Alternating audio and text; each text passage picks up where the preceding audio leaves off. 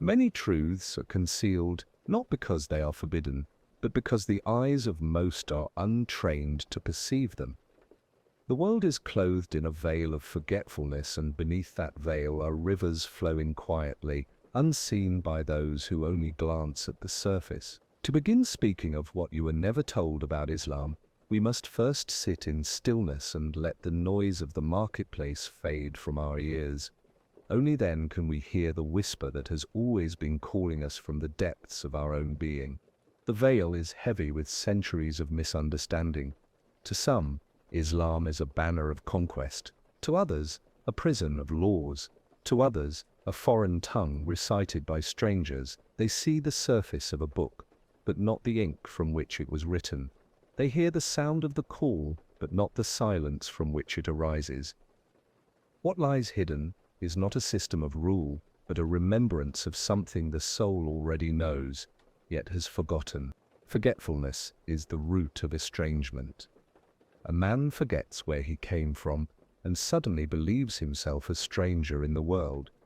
A people forget the purpose of their life and suddenly fight one another over the color of the vessels, while the water within them is the same. The veil is not the world itself, but the dust that gathers upon the mirror of the heart, preventing it from reflecting what it was created to reflect. Islam does not come to impose a foreign shape upon the mirror, but to polish away the dust until the original clarity appears. This act of remembrance is the essence of all return.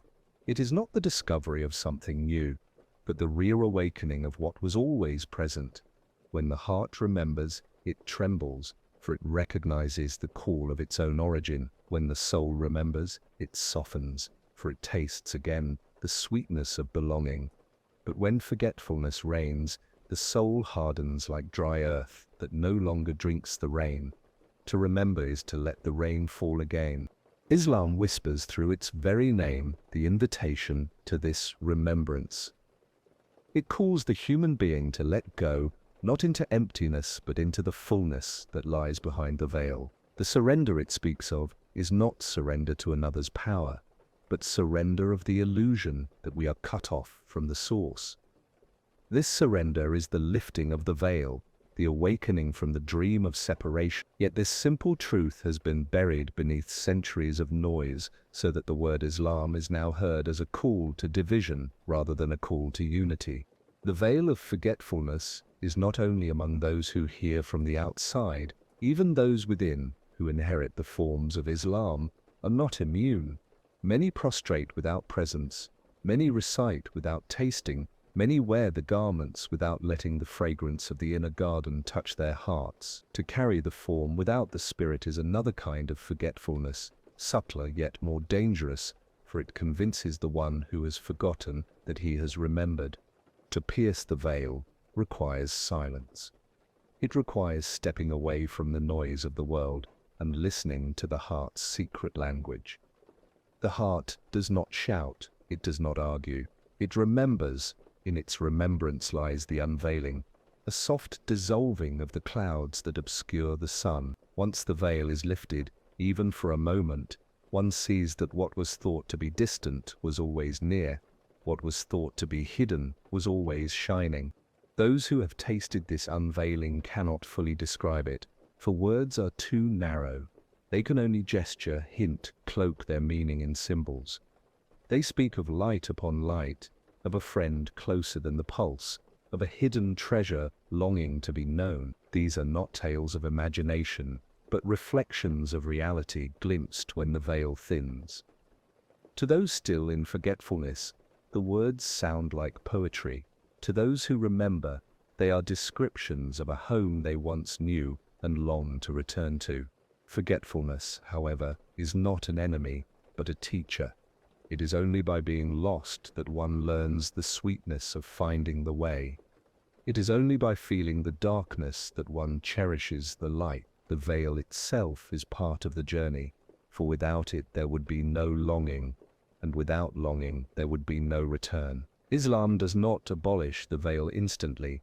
It teaches the art of walking through it, slowly, gently, with patience and surrender, until the eyes accustom themselves to the brilliance on the other side. And so the first step into this mystery is not to debate, not to argue, not to compare one path with another, but simply to acknowledge that there is a veil. To admit one's forgetfulness is already a form of remembering. To recognize that we are veiled is to feel the first tug of the thread that will unravel the covering. In that recognition, the journey begins, and the heart starts to hear again the ancient call that has never ceased echoing within its chambers. The secret of surrender is a fragrance too subtle for those who breathe only the air of control. To most, the word surrender carries the taste of defeat, the humiliation of the vanquished who lays down his arms after the conqueror. Yet the surrender spoken of in Islam is not defeat but liberation, not humiliation but awakening. It is the surrender of the leaf to the wind, the flame to the fire, the wave to the ocean. It is the recognition that the self which clings so desperately to its imagined throne is in truth a shadow cast by the light of something far greater. To let that shadow dissolve is not loss but unveiling. This surrender does not strip away dignity, it bestows it. For what dignity is there in clinging to illusions that exhaust the soul? What dignity is there in fighting the current of a river that only seeks to carry us back to our source? True surrender is the discovery that we are carried, that our small will is encompassed within a greater will that knows us more intimately than we know ourselves. It is the realization that every breath we take is already a surrender, that life itself is a continual yielding to the one who breathes through us. The secret lies in understanding that surrender is not passive resignation, but active remembrance. It is not the dull acceptance of fate, but the vibrant awareness that every moment is a sign, every unfolding is an invitation, every event is a mirror. To surrender is to stop resisting the truth reflected in these mirrors and to begin seeing with eyes that do not distort. When the heart surrenders, it no longer demands that the world bend to its desires. Instead, it bends itself to the rhythm of the world, which is the rhythm of the beloved. Consider the story of the drop and the ocean. The drop clings to its form, fearing that to fall into the sea is to cease existing. Yet in truth, the moment it falls, it discovers that it was never separate, that its smallness was only an illusion, and that its true being is the ocean itself. This is the essence of surrender. The ego trembles at the thought of annihilation, but the soul rejoices, for in the vanishing of the small self, the infinite self is revealed. What appears as loss is in truth the unveiling of fullness. The world itself is built on surrender.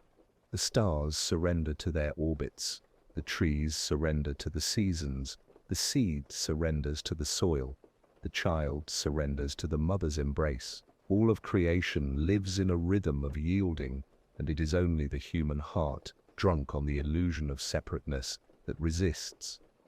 Islam is not an introduction of something foreign, but a reminder of what is already written into the fabric of existence. To surrender is to return to harmony with the song that everything else is already singing. Yet surrender cannot be imposed, for a forced surrender is no surrender at all. The body may bow, but if the heart does not soften, the act is empty. True surrender arises from within, like a flower opening to the sun. It is born not of coercion, but of love. The lover surrenders not because he is forced, but because he cannot resist the beauty of the beloved. So too the soul, when it perceives the radiance behind the veil, falls naturally into surrender, not as a duty, but as a longing fulfilled. The prophets spoke of this surrender not as bondage, but as freedom. They taught that the chains which bind us are not imposed by God, but forged by our own egos, chains of pride, chains of greed, chains fear. To surrender is to break these chains, to step into the vastness of a sky without limit. Those who cling to their chains call this loss, but those who have been freed call it peace. What was never told clearly is that Islam's call to surrender is not the voice of a master demanding submission, but the voice of a lover inviting intimacy. In surrender there is also paradox, for the one who lets go of control discovers a greater strength than he ever knew. The one who bows becomes taller than the mountains. The one who empties himself becomes fuller than the seas. The act of surrender is the act of discovering that what we thought was ours was never truly ours to begin with. Life is a trust, not a possession. Our bodies, our breaths, our days, all are gifts placed in our hands for a time and then return. To cling as though they belong to us is to live in constant fear of loss. To surrender is to rejoice in their impermanence, for in their passing we are reminded of the one who never passes away. The secret of surrender is thus not weakness but clarity. It is the clear seeing that our striving, our control, our illusions of power are like children building castles in the sand, believing them to be eternal. When the tide comes, the castles dissolve, and the children weep. But the wise one does not cling to the castle, he looks to the sea, for he knows the sea is eternal. The castle was never meant to last, it was only meant to teach. Surrender is the recognition that everything we cling to is sand, and only the sea is real. This surrender is not a single moment, but a continual unfolding. Each day the soul must yield again. Each breath is a new opportunity to let go. The path is walked, not by one great leap, but by countless small acts of remembrance. To rise in the morning is surrender. To bow in prayer is surrender. To love without expecting return is surrender. To forgive is surrender. To let one's tears fall without shame is surrender. In every gesture of letting go, the veil thins, and the light behind it shines more clearly. The heart that has tasted surrender knows a peace the world cannot give and cannot take away. It rests not because the storms cease, but because it no longer resists the wind. It sings not because it has been borne sorrow, but because it has discovered joy, even within sorrow. This is the secret. Surrender does not the journey, it deepens it. It does not remove the world's trials, it transforms them into signs. To surrender is to awaken, and to awaken is to see that there was never anything to fear, for the one we surrender to is the one who has been carrying us all along. The human gaze, when it looks outward, sees only multiplicity. It sees tribes and nations, languages and customs, beliefs and banners. It sees the fragments of the world scattered like pieces of colored glass across the floor of existence. From this view, unity is hidden, and division becomes the lens through which reality is judged. Yet, behind the glass there is a single light shining, undivided, unbroken, pouring itself through every shard. This is the truth of eternal unity, a truth whispered by prophets, sung by poets, and inscribed in the secret of the heart. What you were never told is that Islam does not stand as a new invention among religions, nor as a foreign doctrine that replaced what came before. It stands as a reminder, an unveiling of what has always been present since the first breath of creation. It calls not only to one people, but to all people, for its essence is the same essence that animated the words of every prophet and the teachings of every sage. Unity is not the property of one nation or tongue. Unity is the ground of existence itself, and all the messengers were gardeners tending to the same hidden root. The prophets are remembered in stories and scriptures, but their names are only symbols for a single current flowing through history.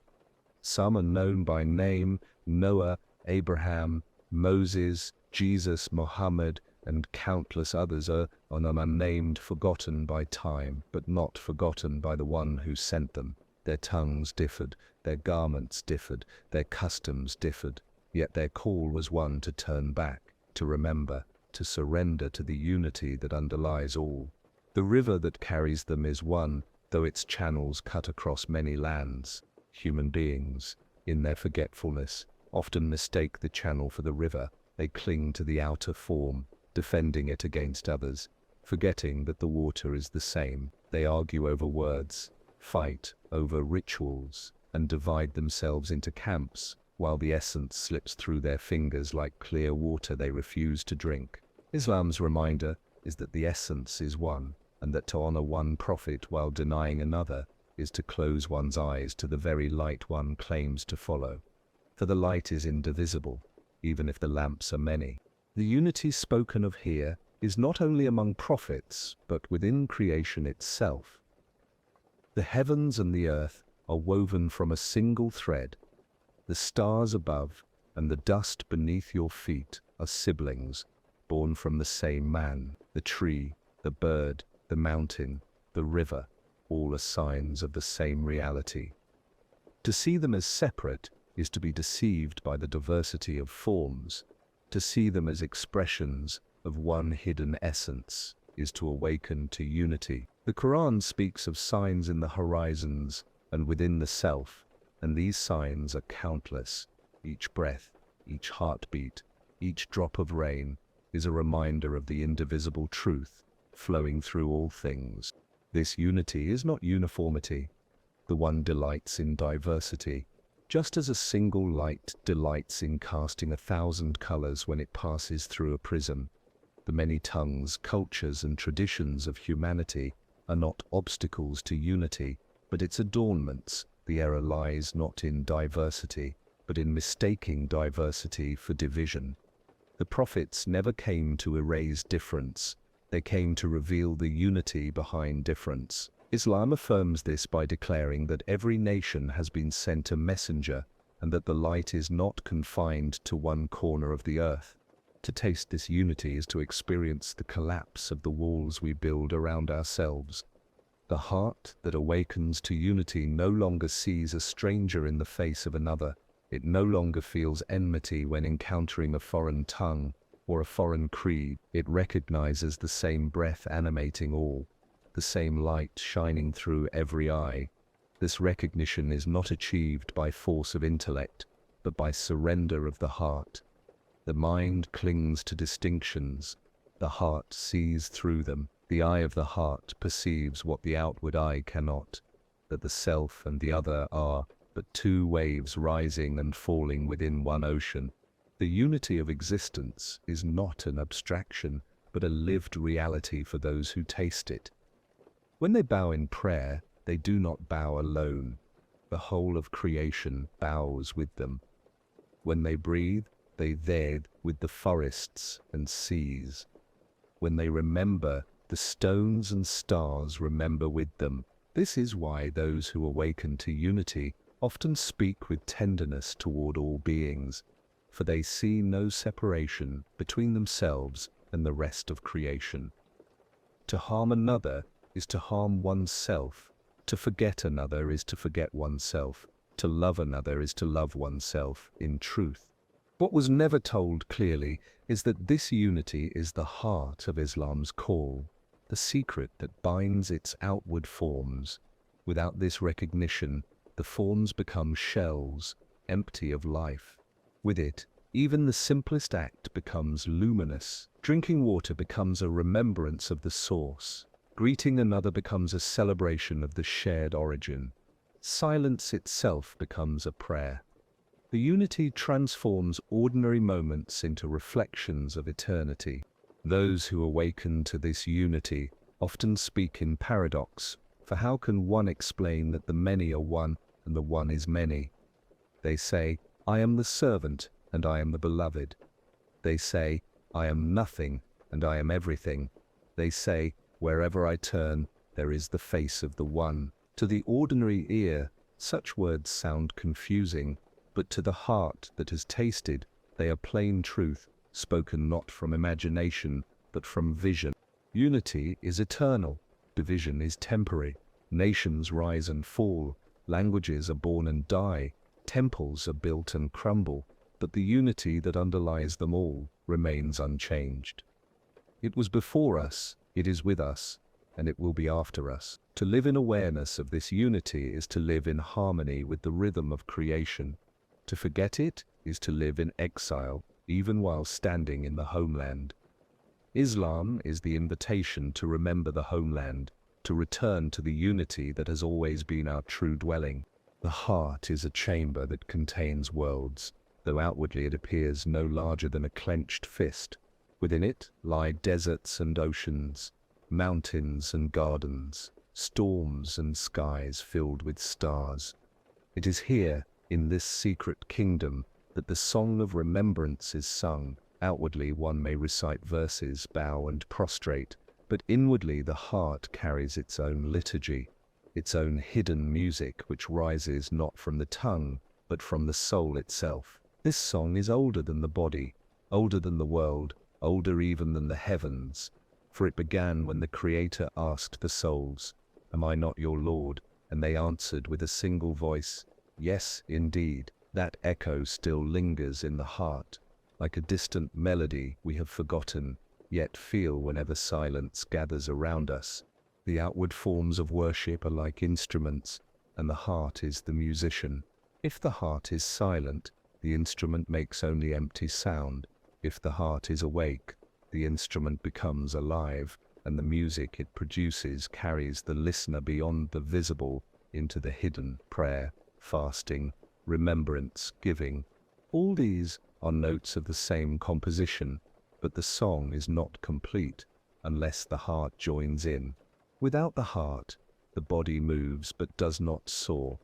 With the heart, even a single sigh becomes a hymn of eternity. Humility is the first verse of this inner song. When the heart bends, when pride loosens its grip, the music begins to flow. Pride is like a heavy stone pressed against the strings of an instrument, preventing them from vibrating. Humility lifts the stone, and the strings begin to resonate with the breath of the divine. The bowing of the body is a symbol, but the bowing of the heart is the reality. To bow inwardly is to recognize that the self is not the center, that there is a greatness beyond measure surrounding us, a greatness in which we live, move, and have our being. The second verse is love. Love transforms humility from heaviness into joy. Without love, humility can feel like despair, but with love, it becomes sweetness. The lover does not lower his head out of compulsion, but out of longing, for he cannot bear the distance between himself and the beloved. Each prostration becomes a reunion, each whispered remembrance a kiss upon the veil. Love turns duty into delight, turning even hardship into honey. To love is to let the heart sing without restraint, without fear of judgment, without calculation of reward. The third verse is annihilation. This word may sound dark to those who cling to the self, but in truth it is a dawn. Annihilation is not the destruction of life, but the fading of illusions that veil life's true face. It is the vanishing of the small I that imagines itself separate, powerful, and independent. When that false image dissolves, what remains is the pure reflection of the One. The heart in this state no longer sings its own melody, but becomes an echo of the eternal song. It is as if the heart itself vanishes, and only the music remains, flowing endlessly without beginning or end. Remembrance is the thread binding all these verses. To remember is to reawaken the ancient covenant, to let the heart vibrate once again with the yes it once proclaimed. The tongue may falter, the mind may wander, but the heart knows how to remember. Sometimes it remembers in stillness, sometimes in tears, sometimes in joy, sometimes in silence, deeper than words. Remembrance does not always need syllables. Sometimes a breath, a gaze, a tear is remembrance enough. The heart whispers without speaking, and the one who listens is closer than breath. This song of the heart is not heard with the ears, but with the soul. Outwardly it may appear as nothing. A man sitting quietly, a woman walking alone, lips unmoving, yet inwardly a symphony unfolds, vast and unending, carrying the soul upward and inward at once. Those who listen only with the outer ear cannot perceive it, but those who tune themselves to the inward ear can hear it everywhere, in the rustling of leaves, in the flow of rivers, in the silence between words.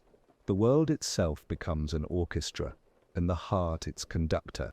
But the song of the heart is easily drowned out by the noise of the world. The constant clamor of desires, fears, ambitions, and distractions forms a storm that can suffocate the inner melody. This is why the path calls for stillness, for moments when the world's noise is set aside so the heart can be heard again. Night prayer, silence before dawn, solitude under the stars. These are moments when the heart's music rises clearly, unburdened by the clatter of daily life. In such moments, even one heartbeat can become a universe of remembrance. The song of the heart is also a healing.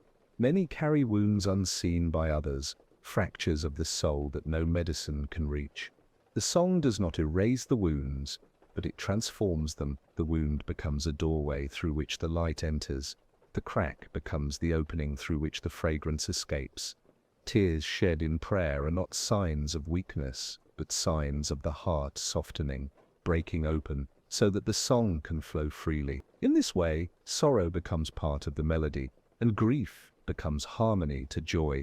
When the heart truly sings, the world itself changes color. What once appeared as ordinary now glows with hidden beauty. A stone on the ground, a cup of water, the face of a stranger, all become mirrors reflecting the same beloved. The heart begins to see, not many, but one, not separation but unity, not chaos but hidden order. In this state, even silence becomes full. For silence is not emptiness but the pause between notes, without which the music could not be heard. The song of the heart is endless, for it is not the heart's own composition, but the echo of an eternal song. The prophets heard it and sang it in their own tongues, each adding a verse to the great symphony of remembrance. The mystics hear it still, and their words are attempts to translate the untranslatable. But no translation is needed for the one who listens directly within. The heart itself is the instrument, the musician, and the listener all at once. It is both the song and the silence in which the song resounds. The story of humanity is not written in one book, nor spoken in one tongue, nor confined to one people. It is scattered across deserts and valleys, carved into mountains, carried by winds across oceans, whispered in the hearts of tribes whose names the world has forgotten. To imagine that guidance came only to a select few is to mistake the horizon for the sky itself. The truth is vaster. The truth is that every nation, every people has been touched by a messenger, a bearer of light, a reminder sent to awaken sleeping hearts. Some of these messengers are remembered, inscribed in scripture, revered by millions. Others are lost to history, their names unknown, their voices silent, their legacies buried beneath the sands of time. Yet forgotten by men does not mean forgotten by the one who sent. The forgotten messengers walked among their people as shepherds, healers, poets, seers. Some bore tablets, others carried songs, others spoke in dreams. Their message was never truly different, though theirs were shaped by the soil into which they were planted. They spoke of unity, of surrender, of compassion, of justice, of remembrance. They called their people away from idols of stone and idols of the self, toward the living truth that cannot be carved, cannot be bought, cannot be imprisoned in any image. They were rivers flowing from the same source, though each river tasted of the land it crossed. To drink from one was to taste the source, even if the flavor was colored by local soil. Many of these messengers were rejected, some were ridiculed, some exiled, some killed by the very people they came to guide. Their rejection was not a failure, for the message still entered the earth like a seed, waiting for a season when it might sprout. Even forgotten seeds alter the soil, even a word spoken and dismissed lingers in the air, remembered by the wind if not by the listener. The forgotten messengers left behind traces in rituals, proverbs, songs, and stories that survive even when their names are erased. A lullaby sung by a mother to her child may carry an echo of revelation. A proverb whispered by elders may contain a spark of divine wisdom. The wisdom of these forgotten ones is hidden in plain sight. The myths of distant tribes, the oral traditions of small communities, the fragments of ancient texts, all may contain veiled reminders of the same truth. Scholars argue over origins, dismissing such traditions as primitive or mythological, but the heart that listens deeply can hear the same current flowing beneath them all. A story of a sky god watching over hunters, a chant praising the sun that nourishes the fields, a tale of a flood that cleansed the world. These are not random inventions, but echoes of the eternal dialogue between the divine and creation. Why were these messengers forgotten? Partly because memory is fragile, and the world is full of storms that scatter the records of the past. Empires rise and fall, languages vanish, fires consume libraries, conquerors erase what came before them, but also because the human heart often prefers forgetfulness when remembrance is inconvenient. To remember the messenger is to remember one's responsibility, and responsibility is heavy. It is easier to let the memory fade, to call the message superstition, to bury the words under the weight of worldly concerns. Yet even when forgotten, the truth they carried never dies. It hides, waiting for a heart ready to rediscover it. Islam declares openly that guidance was not confined to one line of prophets. It affirms that every people received a messenger, and that to deny this is to deny the generosity of the one who sends guidance to all. This is a truth rarely told in full, for it unsettles those who wish to claim monopoly on the divine. But monopoly is impossible in the face of unity.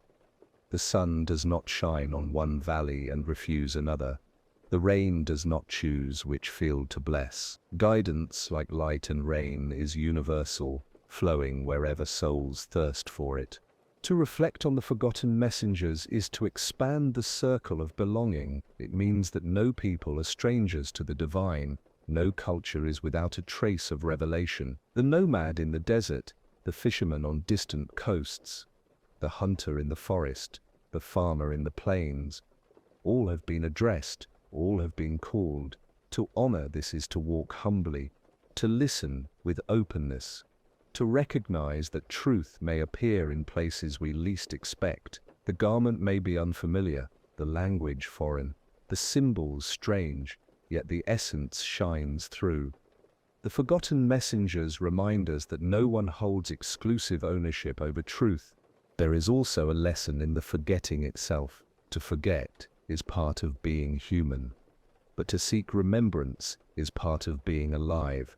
Just as individuals forget their origin and must be reminded, so entire peoples forget and must be reminded anew. This cycle of forgetting and remembering is woven into history.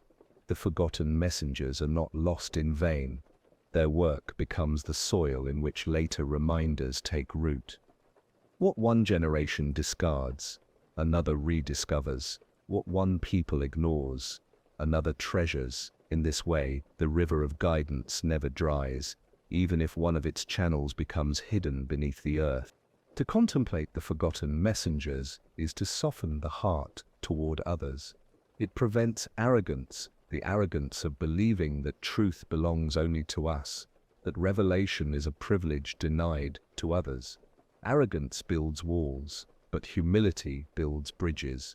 The awareness of forgotten messengers is itself a bridge, connecting us to the vast human family across time and space. It allows us to see ourselves not as isolated possessors of truth, but as part of a great tapestry of remembrance, each thread woven into the other, each messenger a stitch in the eternal pattern. The forgotten ones remind us too that remembrance is fragile. It must be tended like a fire in the night, lest it be extinguished by neglect. They are a warning against complacency, for even today, what is known can be lost. What is remembered can be forgotten. To keep the fire of remembrance alive requires attention, sincerity, and humility. It requires listening, not only to our own tradition, but to the echoes of truth in others. For the one who speaks is not confined to one tongue. The one who sings does not choose only one instrument. In the end, the forgotten messengers are not truly forgotten. They live in the memory of the divine, and their light continues to shine in hidden ways. The human mind may forget, the human tongue may fall silent, but the heart of the world remembers. Every act of kindness, every moment of sincerity, every whisper of love is an echo of their call. They are like stars that have vanished from the sky, yet whose light still travels across the cosmos, reaching us long after their departure. Their legacy is not lost but diffused, scattered like seeds across the fields of humanity, waiting to bloom wherever a heart is ready to receive them. The word that defines this path has often been mistranslated, and because of that mistranslation, the essence of the teaching has been misunderstood. Many hear Islam and think of submission in the sense of force, as if one were coerced into obedience by an external power. But the word speaks not of chains or coercion. It speaks of surrender, a surrender not to another human, nor to an institution, nor to a ruler, but to the very source of being itself. This surrender is not the bending of the neck in humiliation, but the opening of the heart in recognition. It is the surrender of the drop that remembers it is water, of the spark that remembers it is fire, of the shadow that remembers it is cast by light. To surrender is not weakness. Weakness comes from resistance, from clinging to illusions, from fighting against what cannot be fought. When the branch resists the wind, it snaps. When it sways and bends, it endures. Surrender is the art of swaying with the wind of reality, of moving in harmony with what is. In this harmony lies strength, because it unites the creature with the rhythm of the Creator. Those who surrender are not enslaved. They are freed from the slavery of their own desires, their fears, their restless thoughts. The chains that bind humanity are not made of iron but of ego, and surrender is the key that unlocks them. This surrender is not blind. It is a surrender of vision to a greater vision, of limited knowledge to the ocean of knowledge, of the fragment to the whole. To surrender is to trust that the one who brought us into being knows our path better than we do. It is like a child surrendering to the care of a mother, not because the child has been defeated, but because the child recognizes a love greater than itself. In this surrender lies peace, for the restless struggle to control what cannot be controlled falls away, and the heart becomes still, like a lake reflecting the sky. The misunderstanding of surrender arises from the pride of the self. The self believes it is sovereign, believes it owns its life, believes it can shape the world according to its own will. But even the strongest cannot prevent the night from falling, cannot stop the seasons from turning, cannot escape the call of death. The illusion of sovereignty crumbles when faced with the vastness of reality. Surrender is the acceptance of this truth, not with despair but with serenity, for in recognizing our smallness we also recognize our belonging to something infinite. Those who have tasted surrender speak of a sweetness unknown to those who cling. They describe the moment of letting go as a release from a burden carried unknowingly for years. They describe the heart becoming light, the mind becoming clear, the body moving with ease. They speak of finding freedom not by grasping but by loosening, not by conquering but by yielding.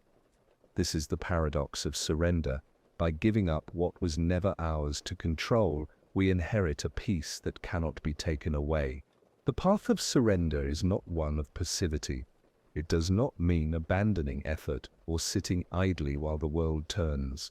Surrender is active, for it requires vigilance against the whispers of the ego, notice in the face of trials, gratitude in the face of blessings. It is the art of aligning one's actions with the flow of truth, acting with intention, yet releasing attachment to results. A farmer who plants seeds and waters the soil has surrendered when he trusts the rain and the sun, knowing he cannot command them. He does his part, and he accepts what is beyond him. This is surrender in action, effort joined with trust. To understand surrender is to see the difference between compulsion and willingness. Compulsion is when the body bows but the heart resists. Willingness is when the heart bows first and the body follows in joy.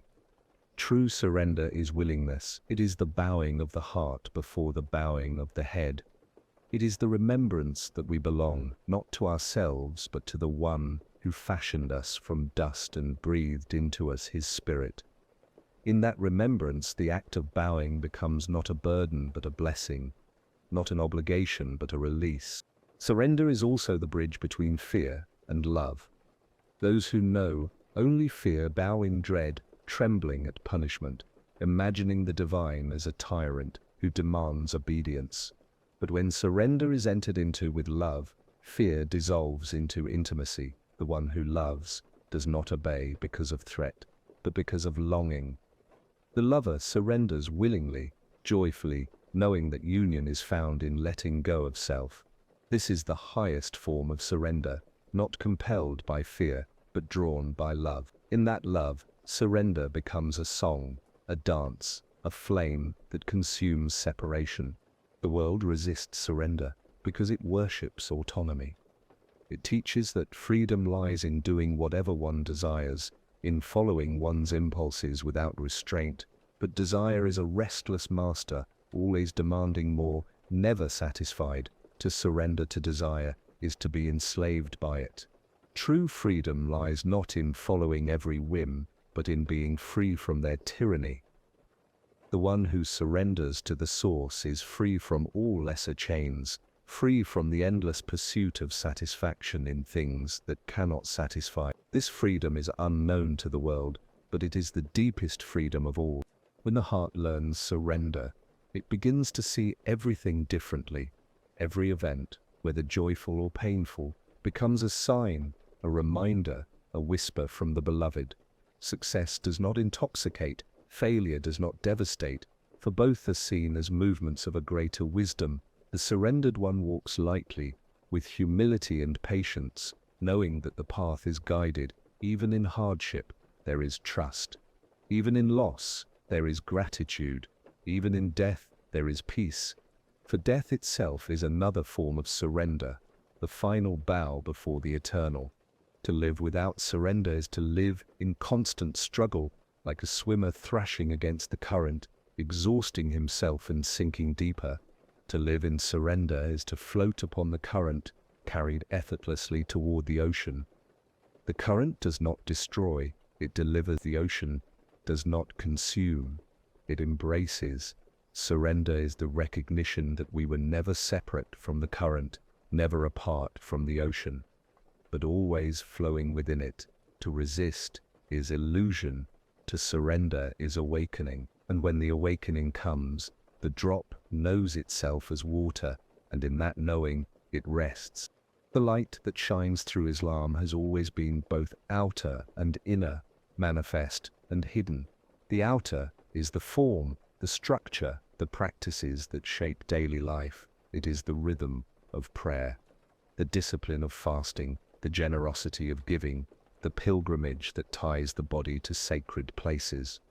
These are the pillars that hold the visible house, the form through which the faith is seen. But the inner is the essence, the fragrance, the secret that gives meaning to the form. It is the remembrance that breathes life into prayer, the sincerity that sweetens fasting, the compassion that transforms charity, the yearning that makes pilgrimage more than a journey of feet. Without the inner, the outer becomes dry ritual. Without the outer, the inner loses its vessel. The two are meant to be together, like body and soul. Yet often people cling only to one. Some grasp the outer tightly, building walls of laws and customs, enforcing form without essence. Their prayers become empty movements, their fasting a display of endurance, their giving a performance for others' eyes. They protect the shell, but forget the pearl inside. Others reject the outer, seeking only the inner flame. They speak of love and ecstasy, of visions and mysteries, but they neglect the grounding of practice, and without roots their flame burns wildly, consuming rather than illuminating. The balance lies in uniting both, in carrying the form as a lamp that protects the flame, so that the light may shine steadily. The Prophet himself embodied this union. He prayed with form, bowing, prostrating, reciting, yet his heart was constantly awake in remembrance. He fasted with discipline, yet his hunger was filled with gratitude and awareness of those less fortunate. He gave with open hands, yet his giving was always joined with compassion, never pride. He walked in the world, yet his heart was always turned toward the source of light. In him the outer and inner were seamless, a harmony of body and spirit, action and intention, law and love. To follow his example is not merely to imitate his movements, but to breathe his spirit into them. The outer form is like a riverbed, carved to channel the flow of water. The inner essence is the water itself. If one has only the riverbed without the water, it remains dry and empty. If one has only water without a riverbed, it spills chaotically, flooding without direction. Together, the riverbed and the water create a flowing stream that nourishes life. Islam as outer form and inner essence functions the same way. Form guides the flow, essence gives life to the form. To separate them is to lose the harmony that makes the path complete. The danger of neglecting the inner essence is great. When form becomes everything, religion turns into a prison of rules, a system of control, a checklist of actions without meaning. People begin to measure faith only by ordered behavior, forgetting the heart's sincerity. They bow in prayer, but their minds wander to worldly concerns. They fast, but their tongues still wound others. They give charity, but expect recognition. In such cases, the outer form becomes a mask, concealing rather than revealing. The essence is lost, and what remains is hollow. But the danger of neglecting the outer form is also real. When people seek only the essence without the form, they risk drifting into subjectivity, creating illusions of their own making. They may claim closeness to the divine while neglecting discipline, claim love while excusing selfishness, claim inner truth while abandoning the humility that practice instills. Without the grounding of form, the inner life becomes a dream untethered, vulnerable to the ego's whispers. The form is the anchor, preventing the soul from being carried away by illusions. The wisdom lies in remembering that outer and inner are not enemies but companions. Each protects and nurtures the other. The outer form reminds the soul to return again and again to remembrance through prayer, fasting, gaining, and gathering. The inner essence ensures that these acts are filled with light, not empty shells. Together they weave a garment that clothes the human being in sincerity and beauty. To walk the path fully is to wear this garment whole, not torn into pieces. The Quran itself carries this duality. On its surface are laws, stories, guidance for living in community. But within its words are layers of meaning, symbols, hints that point to mysteries beyond the literal. Those who read only the surface may miss the depth, while those who chase only hidden meanings may lose the grounding of the text. The scripture, like the soul, invites both outer obedience and inner contemplation. It is a mirror for both the body and the heart, the visible and the invisible. To live this balance is to live with depth. When one prays, one does not merely recite words or perform movements, but stands as a creature before its creator, heart trembling with awe, spirit softened with longing. When one fasts, one does not merely abstain from food and drink, but disciplines desire, purifies intention, and tastes the hunger of others. When one gives, one does not merely transfer wealth, but opens the heart, lets go of attachment, and feels the joy of generosity. When one journeys to sacred places, one does not merely travel outward, but journeys inward, seeking the house that was never destroyed, the sanctuary within the heart. This union of outer and inner also transforms the way one sees others. Instead of judging by appearances alone, the heart begins to perceive the unseen dimension in each person. The outer may seem rough or flawed, but the inner may shine with sincerity. The outer may appear pious, but the inner may be empty. To see with both eyes, one on the outer, one on the inner, is to walk with wisdom. It prevents arrogance, fosters compassion, and keeps the heart awake. In truth, the outer is a doorway to the inner. Every act of form, when performed with presence, opens a window into essence.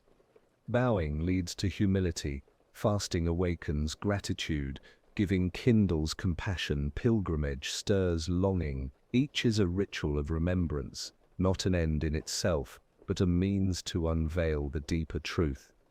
When the veil lifts, one realizes that the outer and inner were never separate, that they are two faces of one reality, the body and the soul, the shell and the pearl, the lamp and the flame, all are united in the light that flows through them. The secret that few are told is that Islam is not merely a religion of forms, nor merely a path of inner love, but the weaving of both. It is the marriage of action and intention, law and spirit, discipline and freedom. To walk it fully is to walk as a whole human being, body and soul united in remembrance. Those who know only the outer walk half the path. Those who know only the inner float without a path. But those who unite the two walk in balance, steady and luminous like stars that both shine and guide. Every revelation speaks in a language woven from the threads of its time and place. The words descend into the soil of a particular people, shaped by their customs, their struggles, their symbols, yet within those words is a light that does not belong to any single land. Islam came through the tongue of Arabia, with its desert winds, its caravans, its oases, its poetry, its tribal codes. The Quran addressed those who lived in that world, using their language, their imagery, their metaphors.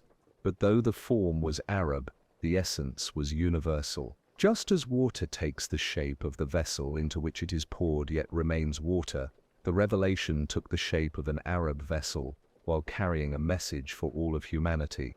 The universality lies in the truths that belong to no culture alone. The call to justice is not Arab. The command to honor parents, to care for the poor, to speak truthfully, to live in gratitude, these belong to the human heart, everywhere. The reminder of one creator who is beyond likeness, beyond idols, beyond the limits of imagination. This too belongs to every people. The Quran clothed these truths in the rhythms of Arabic, but the truths themselves are timeless, accessible to any heart that listens with sincerity. The universality of Islam is not in denying difference, but in pointing to what lies beneath difference, the thread of unity that binds all souls.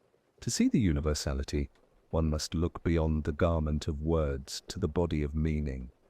Just as a traveler who meets a stranger hears a foreign accent, but recognizes the shared humanity behind it, so the listener hears the Arabic tones but recognizes the eternal wisdom within. When a verse speaks of mercy, the heart knows mercy already, for it is written in its own depths.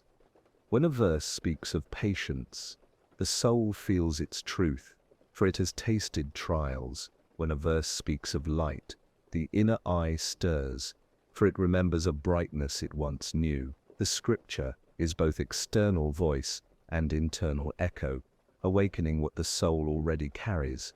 The universality of Islam also lies in its vision of humanity as one family. It declares that diversity of tongues and colors is not a curse, but a sign, a reminder of the vast creativity of the one. It teaches that no nation, no race, no tribe is above another, except by the measure of sincerity and righteousness. In a world often divided by pride of lineage or power, this was a radical unveiling, to say that the noblest of people is not the wealthiest, nor the strongest, nor the most numerous, but the one most aware of the divine, that was to strip away the false hierarchies of the world. The message was not confined to the desert, it was addressed to every horizon. Yet the universal message has often been overshadowed by human narrowness. Some cling to the cultural garment and forget the essence. Mistaking Arabness for Islam itself, they imagine that the food, the dress, the customs of a people are inseparable from the revelation, and in doing so, they bind the universal to a single soil. Others, fearing this narrowness, reject the outer form altogether, claiming that the essence needs no practice, no discipline, no shape. Both lose sight of the balance. The universal shines through the particular, not apart from it. The lamp is needed for the light to be seen, but the lamp is not the light itself. When Islam traveled beyond Arabia, it carried this tension with it. In Persia, India, Africa, and beyond, the universal truth met new vessels. The essence remained, but the outer forms adapted, languages changed, art flourished in new colors, rituals were shaped by local customs, while still tied to the core. This adaptability was not a betrayal, but a sign of universality. The same water flowed through different channels, nourishing many lands. What endured was the remembrance of the one, the practice of surrender, the call to justice and compassion. What shifted was the expression, the garment woven from each culture's loom. The universality of Islam is also reflected in its affirmation of earlier revelations. It does not erase the Torah or the Gospel, but confirms them, acknowledging that the same light has shone through many lamps. It calls humanity not to reject what came before, but to recognize the continuity of the message. This continuity dissolves the illusion of exclusivity. The divine has never spoken to one people alone. The divine has spoken to all, again and again, through prophets, known and unknown. Islam positions itself not as an isolated revelation, but as part of the eternal dialogue between creator and creation. To embrace universality requires humility. It means recognizing that one's own perspective is not the whole, that the divine cannot be contained within a single culture, a single language, a single interpretation. Humility opens the heart to learn from others, to see traces of truth in unfamiliar places, to listen for echoes of the eternal in foreign songs. It does not dilute one's own path, but deepens it. For the one who sees universality sees the greatness of the one reflected in endless diversity. At its core, the universality of Islam is an invitation to remember that the essence of humanity is the same everywhere. Beneath the garments of culture, beneath the differences of language, beneath the divisions of history, every soul longs for the same source. Every heart is restless until it rests in remembrance. Every life is a journey from origin to return. The universality is not an abstract idea, but a living truth, that when one bows in prayer, one joins countless others across time and space, in every language, in every land, all turning toward the same horizon. The secret is that Islam is not a foreign path to anyone, for it speaks to the essence already present within every human being. It is not about becoming Arab, nor about adopting foreign customs, but about surrendering what the heart already knows, the unity that has always been its home. The universality is the recognition that the path of Islam is not a road that leads away from others, but a river flowing from the same source that nourishes all paths of truth. Those who drink from it do not become alien, they become more fully themselves, more deeply human, more attuned to the eternal song that has always been playing beneath the noise of the world. The heart of every path is remembrance. Forgetfulness is the shadow that falls upon the soul, and remembrance is the light that lifts it. Islam's essence is this act of remembering, not once, not niced, but continually, like breathing. Just as the body cannot live without breath, the soul cannot live without remembrance. The name of the divine is the air of the spirit, inhaled with each heartbeat, exhaled with each word of truth. To remember is not merely to utter sounds, but to awaken the presence that lies beneath those sounds. It is the polishing of the mirror of the heart until it reflects again the light it was fashioned to receive. Remembrance takes many forms. It is the tongue repeating the names of the One, like waves repeating their rhythm upon the shore. It is the mind contemplating the signs in creation, from the vastness of the heavens to the unfolding of a flower. It is the heart trembling in awe, weeping in longing, resting in peace. It is the body bowing in prayer, aligning itself with the rhythm of the cosmos. Every act can become remembrance if performed with awareness. Eating with gratitude is remembrance. Speaking truth is remembrance. Serving others is remembrance. Even silence can be remembrance when it is filled with presence. The danger is not that we forget once, but that we live in forgetfulness as if it were normal.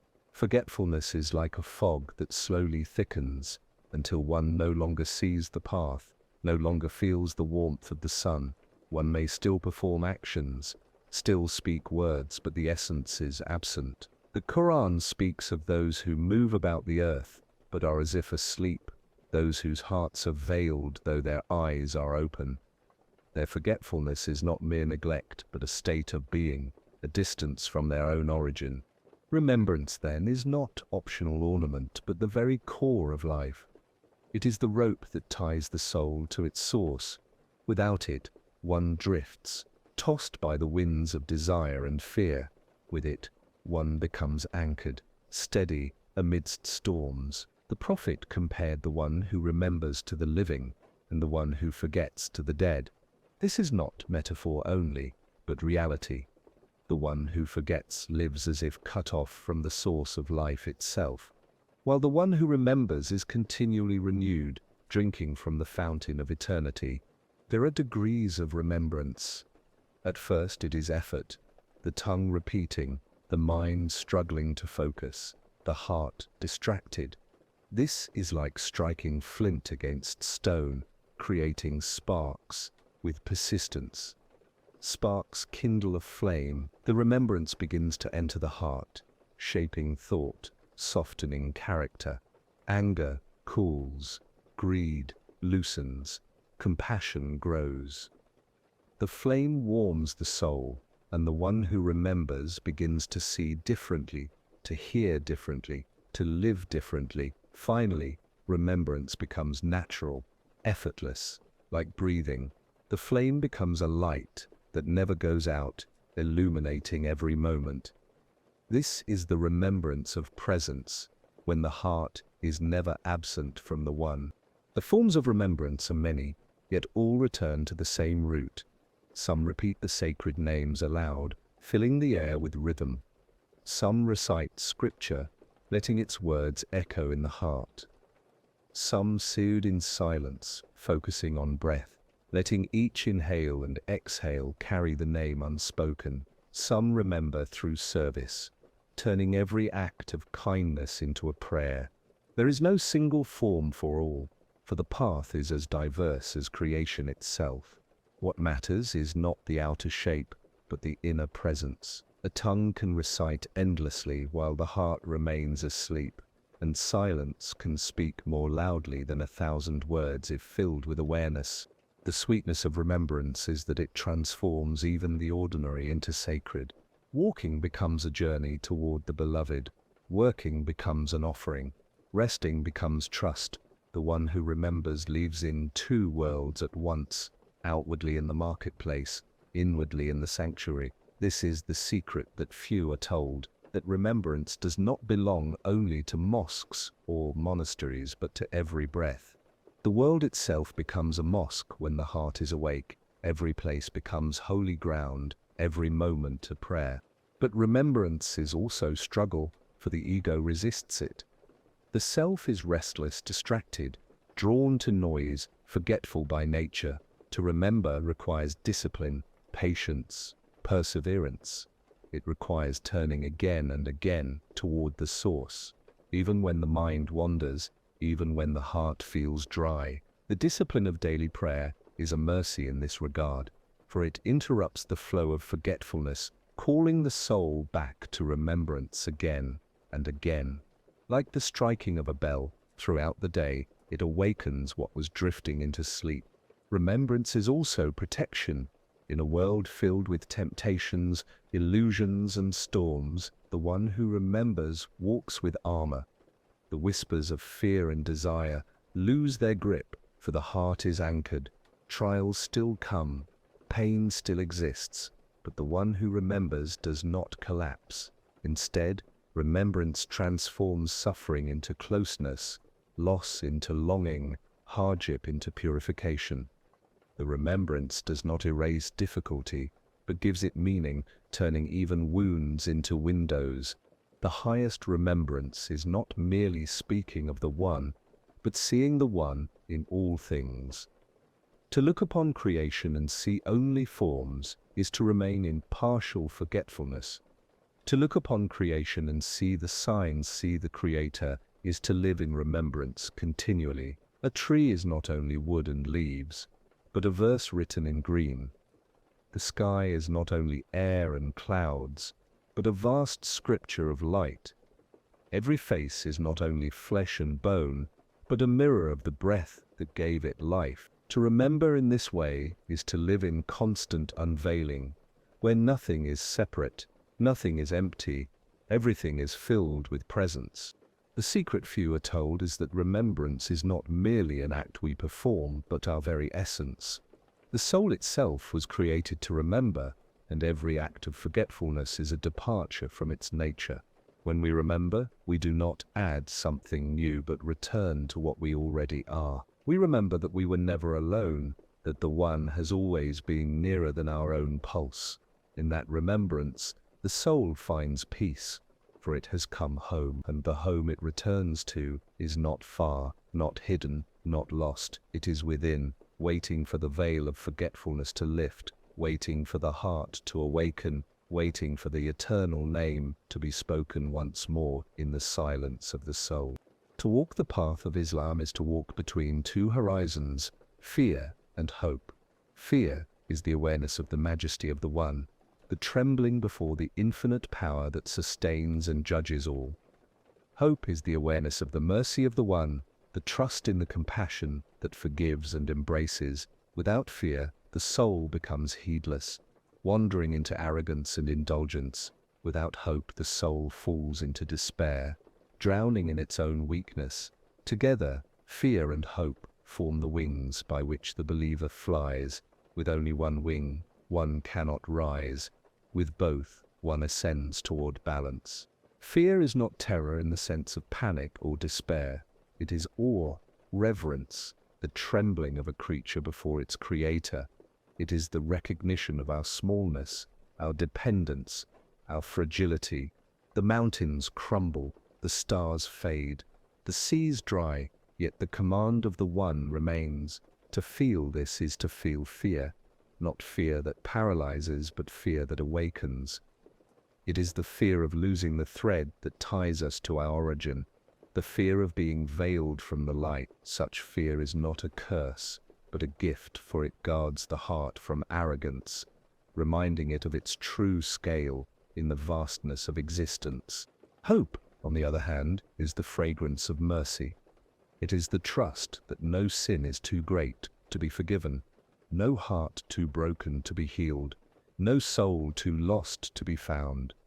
Hope is the hand that lifts us when we fall, the light that guides us through the darkness of our own failings. It whispers that every tear shed in sincerity is seen, every act of turning back is embraced, every whisper of longing is answered. Hope is not wishful thinking, but certainty in the endless compassion of the One. It is the warmth that balances the coolness of fear, the promise that no night is eternal, that dawn always follows. Together, fear and hope create a rhythm, like the beating of a heart. One contracts, reminding us of limits, of accountability, of justice. The other expands, reminding us of mercy, of forgiveness, of love. Without contraction, the heart would not beat. Without expansion, it would not live. In the same way, without fear there is heedlessness. Without hope there is despair. Islam teaches the harmony of both, so that the soul walks in vigilance yet never loses trust, trembles yet never despairs, bows yet never collapses. The danger of leaning too heavily on fear is harshness. Some imagine the divine only as judge, stern and merciless, counting every fault, eager to punish. This image drives people into despair, making them believe that they are beyond redemption. They bow not out of love, but out of dread, and their hearts grow cold, their faith brittle. Fear alone cannot sustain the soul, for it withers under its weight. Such imbalance blinds the eyes to the vast mercy that permeates creation. The danger of leaning too heavily on hope is carelessness. Some imagine the divine only as indulgent, forgiving all without measure, requiring no effort, no discipline. They drift into heedlessness, assuming that nothing matters, that their actions carry no weight. Hope without fear becomes illusion, an excuse for indulgence, a mask for laziness. Such imbalance blinds the eyes to the majesty and justice that sustain order in creation. The path of balance is subtle. It requires the heart to tremble yet also to trust, to bow yet also to reach upward. The Quran constantly weaves these two threads together, speaking of the severe punishment, yet also the most merciful, the swift to reckon, yet also the oft forgiving. Each verse is like a breath. Fear on the inhale, hope on the exhale, teaching the rhythm of balance. The believer lives in this rhythm, never despairing of mercy, never feeling secure from accountability. This balance keeps the soul awake, humble, and alive. Fear without hope turns the heart into stone. Hope without fear turns it into dust. Balance makes it a garden, watered by awe and nourished by mercy. In such a garden, virtues grow naturally, humility from fear, compassion from hope, patience from both. The one who walks in balance does not judge others harshly, for he knows his own vulnerability, nor does he despair of others, for he trusts in their potential for redemption. Fear keeps him from arrogance, hope keeps him from despair, and together they keep him walking steadily toward the source. The balance of fear and hope also reflects the balance of majesty and beauty within the divine. Majesty inspires awe, beauty inspires love. To see only majesty is to tremble without warmth. To see only beauty is to open intoxicated without discipline. To see both is to worship in fullness, to bow in awe while the heart burns with love. The Prophet himself embodied this balance, spending nights in prayer until his feet swelled, yet smiling with warmth, comforting those around him. His fear did not crush him. His hope did not make him heedless. Both were woven seamlessly into his being. This balance must be renewed constantly, for the heart tilts easily. When hardship comes, despair whispers, and hope must rise. When success comes, arrogance whispers, and fear must rise. The believer watches the heart, adjusting, correcting, like a sailor steering by the stars. The ocean is vast, the storms are many, but the two wings of fear and hope carry the soul forward. Balance is not achieved once for all time, it is lived moment by moment, a constant tuning of the heart. The secret few are told is that fear and hope are not opposites, but companions. Fear without hope is incomplete, and hope without fear is incomplete. Together they form a circle, drawing the soul inward towards surrender. The one who trembles at the majesty of the One finds refuge in his mercy, and the one who trusts in his mercy bows deeper before his majesty.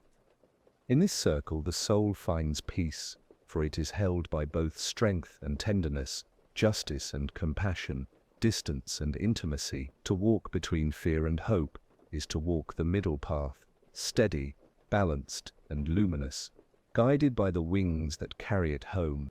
The message was never lost in truth, only hidden beneath the dust of human hands.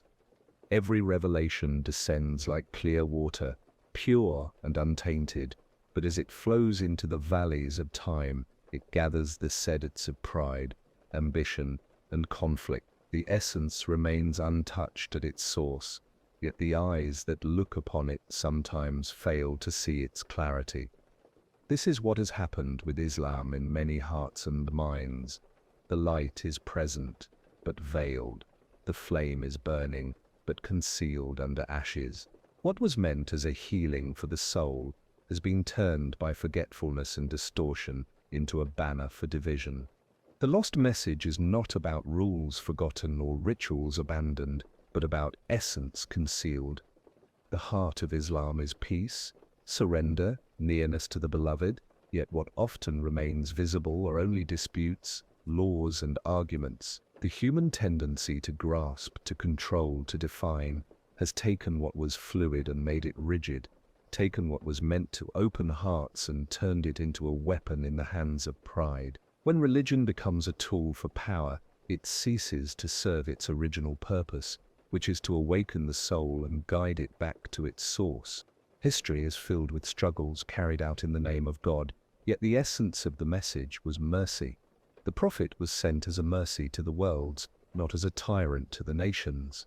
Yet generations later, mercy was overshadowed by ambition. Political empires used religion as a banner to rally armies. Sects used it to justify hostility. Scholars sometimes used it to guard authority rather than to open hearts. This is not the fault of the message, but of the human heart, which often prefers the outer form it can control over the inner spirit that asks it to surrender. The lost message is the universality of the light. Islam does not claim to invent truth, but to remind of it. It tells of prophets sent to every nation, guides for every people, messengers whose names we know and whose names we do not. It tells of a unity deeper than difference, of a thread that runs through every tradition, every scripture, every song of the heart. Yet how often has this universality been obscured by exclusivity? How often has the reminder of unity become a wall of separation? When one forgets that truth is vast, one begins to imagine it as small, belonging only to one people, one group, one interpretation. This is how the message was lost, not destroyed, but reduced, diminished, narrowed, until its vastness was forgotten. The heart of the Quran speaks not only of law, but of love, not only of command, but of remembrance, not only of justice, but of mercy. It tells of a God nearer than the jugular, a God who answers whenever he is called, a God whose mercy encompasses all things. This is the essence, yet when eyes focus only on the outer words without entering their inner light, the message becomes law without spirit, ritual without heart, practice without presence. The soul starves even while the body performs its motions, because the food it needs is remembrance, intimacy, longing, love. What you were never told is that Islam is not primarily about imposing, but about unveiling. It is not about adding burdens, but about lifting them. It is not about adding burdens, but about lifting them. It is not about adding burdens, but about lifting them. It is not about adding burdens, but about lifting them. It is not about separation, but about unity. Not about judgment, but about mercy. Not about outward domination, but about inward transformation. This is the message that was lost in the noise of history, though it has never ceased to flow quietly beneath the surface for those who seek it. The saints, the lovers of God, the mystics, they carried this hidden message through centuries. While empires fought and scholars debated, they sat in silence, remembering the beloved, teaching through presence more than nays. Their gatherings were filled with poetry, music, and longing. They saw no enemy except the ego, no battle except the one within. They reminded the people that to know God is to know love, that to surrender is to be free, that to remember is to live. Their voices were often drowned out by louder powers, yet their flame never died, for truth does not die. It waits quietly for hearts willing to listen. The lost message is also the message of dignity. Every soul is honored, every life sacred, every human being a reflection of the breath that gave it life. Yet how often has this dignity been ignored in favor of awe? Wars waged in the name of faith forgot that to kill one innocent is as if to kill all of humanity. Pride in tribe or sect forgot that the truest nobility is in character. not in blood or banner. The Quran spoke of humanity created from a single soul, yet divisions multiplied, veils thickened, and the unity was forgotten. But the message is never fully lost. It shines in the verses that whisper of mercy, in the prayers that rise from sincere hearts, in the quiet acts of kindness that no one sees. It shines in the tears shed at night when one calls upon the beloved, in the patience of one who endures hardship with trust, in the generosity of one who gives without seeking reward. These are the places where the essence still breathes, where the truth still lives. No empire can erase it, no distortion can extinguish it, for it is the essence of the soul itself. What was lost was not the message but the hearing of it. Humanity became deafened by noise, distracted by ambition, blinded by pride, yet the message still calls, like a distant song carried on the wind. To hear it, one must become still, quiet the noise, set aside the armor of ego. Then, in the silence of the heart, the song is heard again, the song of mercy, the call of unity, the whisper of love. This is what was never told, because it cannot be taught in words alone. It must be experienced in the depths of the soul. The lost message is not outside but within, waiting to be remembered. The names are many, but the reality is one. Every tongue has uttered a different sound, every culture has carved a different symbol, every scripture has painted a different image, yet all point toward the same unseen horizon. Humanity has always needed names, for the infinite cannot be grasped without a vessel, and the heart cannot bow to what it cannot call. So the divine has clothed itself in words, descending into languages and letters, so that the mind may approach. Yet the names are not the named, the words are not the reality, the letters are only signs pointing beyond themselves. To mistake the sign for the destination is to stop at the door and never enter the house. The Quran itself declares that to God belong the most beautiful names, names of majesty, the king, the judge, the mighty, the subduer, names of beauty, the compassionate, the loving, the gentle, the forgiving, names of balance, the first and the last, the manifest and the hidden, the light, the truth, the living. Each name is like a window, offering a different view of the same sun. One looks through one name and sees strength, through another, and sees tenderness, through another, and sees wisdom. Yet the sun remains unchanged. It is only the angle of vision that shifts. But what you were never told is that the names are not meant to divide, to argue over, to weaponize. They are meant to guide the heart into intimacy, to awaken awe, to teach balance. Some cling to one name and forget the others. They see only the judge and forget the compassionate, or see only the forgiving and forget the just. This narrowing of vision distorts the divine image, turning it into a mirror of human bias. But the one is not bound by our partial vision. To know God is to see the unity behind the multiplicity, the reality beyond the names. The names are also mirrors for the soul. When the Quran calls God the merciful, it calls the soul to mercy. When it names him the just, it calls the soul to justice. When it praises him as the forgiving, it calls the soul to forgive. The names are not distant attributes, but seeds planted in the human heart, waiting to blossom. Humanity was created in the image of the divine, not in form, but in qualities, in the potential to reflect the light of those names, to embody mercy, compassion, patience, generosity. This is to live the names, to transform remembrance into action, to turn invocation into being. Yet, the names are veils as well as windows. To utter a name is to limit, to define, to create a boundary.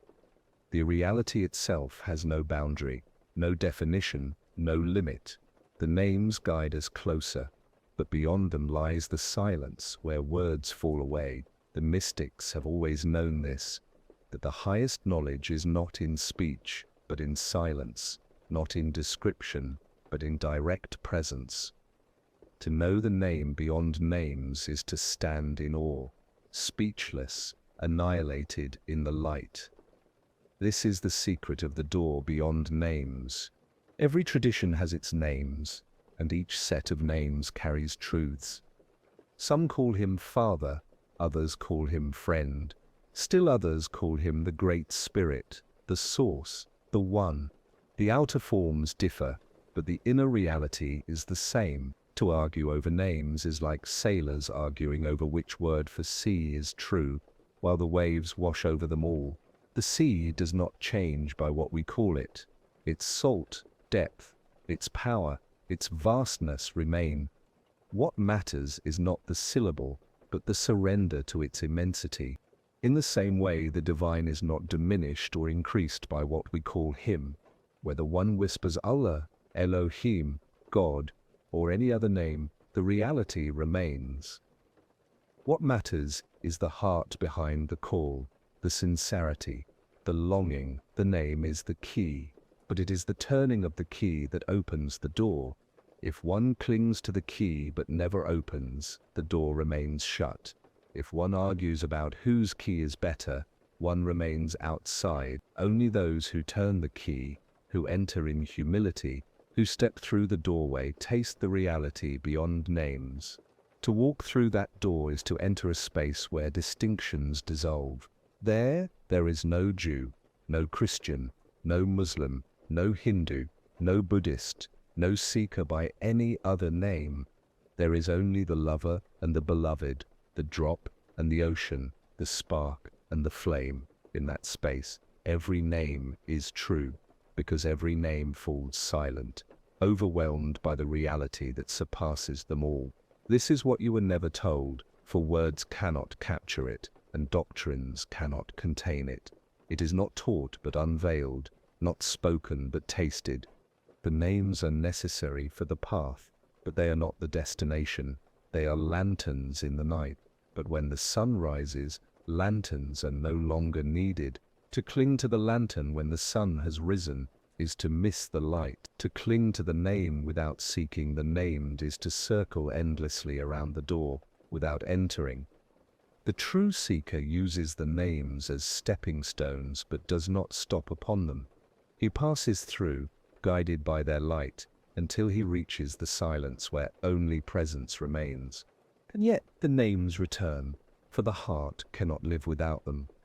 After tasting the silence, the seeker returns to speech. But now every name glows with new light. To say the compassionate is no longer to recite, but to breathe compassion. To say the forgiving is no longer to repeat, but to forgive. To say the truth is no longer to utter, but to live in truth. The names become alive, not as labels, but as realities, embodied in the soul that reflects them. This is the secret of the door beyond names, that it does not abolish the names, but fulfills them. It shows that the names are both veil and window, both path and barrier. It teaches that the divine cannot be confined to sound or symbol, yet also that every sound and symbol can be a path to him. It whispers that to cling too tightly to one name is to lose the vastness, but to deny the names entirely is to lose the intimacy. The balance is to use the names as steps, but never to mistake the steps for the summit. What you were never told is that the door beyond names is already within you. The heart itself is the place where the infinite whispers, where the beloved is closer than breath, where the silence beyond speech waits. To seek outside is to wander, but to turn inward is to find. The names guide you inward, the rituals polish the mirror, the prayers awaken the soul, until the heart itself becomes the door. And when you pass through that door, you discover that you were never separate, never far, never lost. The One has always been with you, beyond names yet present in every name, beyond words yet speaking through every word, beyond distance yet nearer than your own pulse. There comes a moment when the heart grows weary of its own wandering, when the noise of the world becomes too heavy, when the soul longs only for silence and rest. In that moment, remembrance becomes more than a practice. It becomes a refuge, a homecoming, The sigh of remembrance is unlike any other breath, for it carries with it the weight of longing and the sweetness of release. When the heart sighs with the name of the beloved, it lays down its burdens, if only for an instant, and tastes the peace it has always sought. This sigh is not the end, but the beginning of true life, for it opens the door to intimacy with the one who has never left. The sigh of remembrance is gentle, yet it shakes the soul. It is the breath that carries away the dust of forgetfulness, the whisper that dissolves the chains of despair. When one sits in stillness and repeats the name of the beloved, whether aloud or in silence, the breath itself becomes prayer. Inhale, and the heart receives. Exhale, and the heart surrenders. With each repetition, the walls built by pride and fear begin to crumble until only openness remains. This is why the mystics speak of remembrance as both sword and balm. It cuts through illusion, yet it heals the wound it makes. There is a remembrance of the tongue, a remembrance of the mind, and a remembrance of the heart. The remembrance of the tongue is repetition, the chanting of names, the recitation of verses. It is good and necessary, but it remains at the surface, if not deepened. The remembrance of the mind is contemplation, reflection upon the signs, the effort to understand. This, too, is light, but without the warmth of the heart, it can become dry. The remembrance of the heart is the deepest, for it is not sound nor thought, but presence. It is when the soul itself breathes the name, even in silence, even without intention. It is when every pulse of blood whispers remembrance, when every breath is already prayer. The sigh of remembrance becomes final when the heart no longer clings to anything else. All desires, all fears, all distractions fall away, leaving only the longing for the beloved. In that state, one does not remember occasionally, but lives in remembrance. The world remains, the tasks remain, the body moves, but the heart is always turned. The eyes may look upon creation, but within they gaze only upon the Son. This is the state of intimacy, the final sigh of remembrance, where separation dissolves into nearness. And yet, this sigh is not forced. It cannot be manufactured by will alone. It is given as a gift bestowed upon the heart that has struggled and surrendered. The practices of prayer, fasting, service, meditation, all polish the mirror. But the shining of the light is not the work of the mirror, it is grace, pure grace. The sigh of remembrance comes when the heart is ready to receive it, when the soil has been softened enough for the seed to sprout. It comes suddenly, often unexpectedly, like a breeze that carries a fragrance from an unseen garden. One moment the heart is dry, the next it is overflowing. The final sigh of remembrance is also the death of the ego, the self that clings, that grasps, that insists on its own existence, cannot survive in the presence of the beloved. To sigh in remembrance is to release that self, to let it dissolve like mist under the sun. This is why the mystics speak of annihilation, not destruction, but transformation. The self is not erased into nothingness but unveiled into its true essence, which was always the breath of the beloved. What dies is illusion, what remains is truth. When the heart reaches this state, even death itself is no longer feared.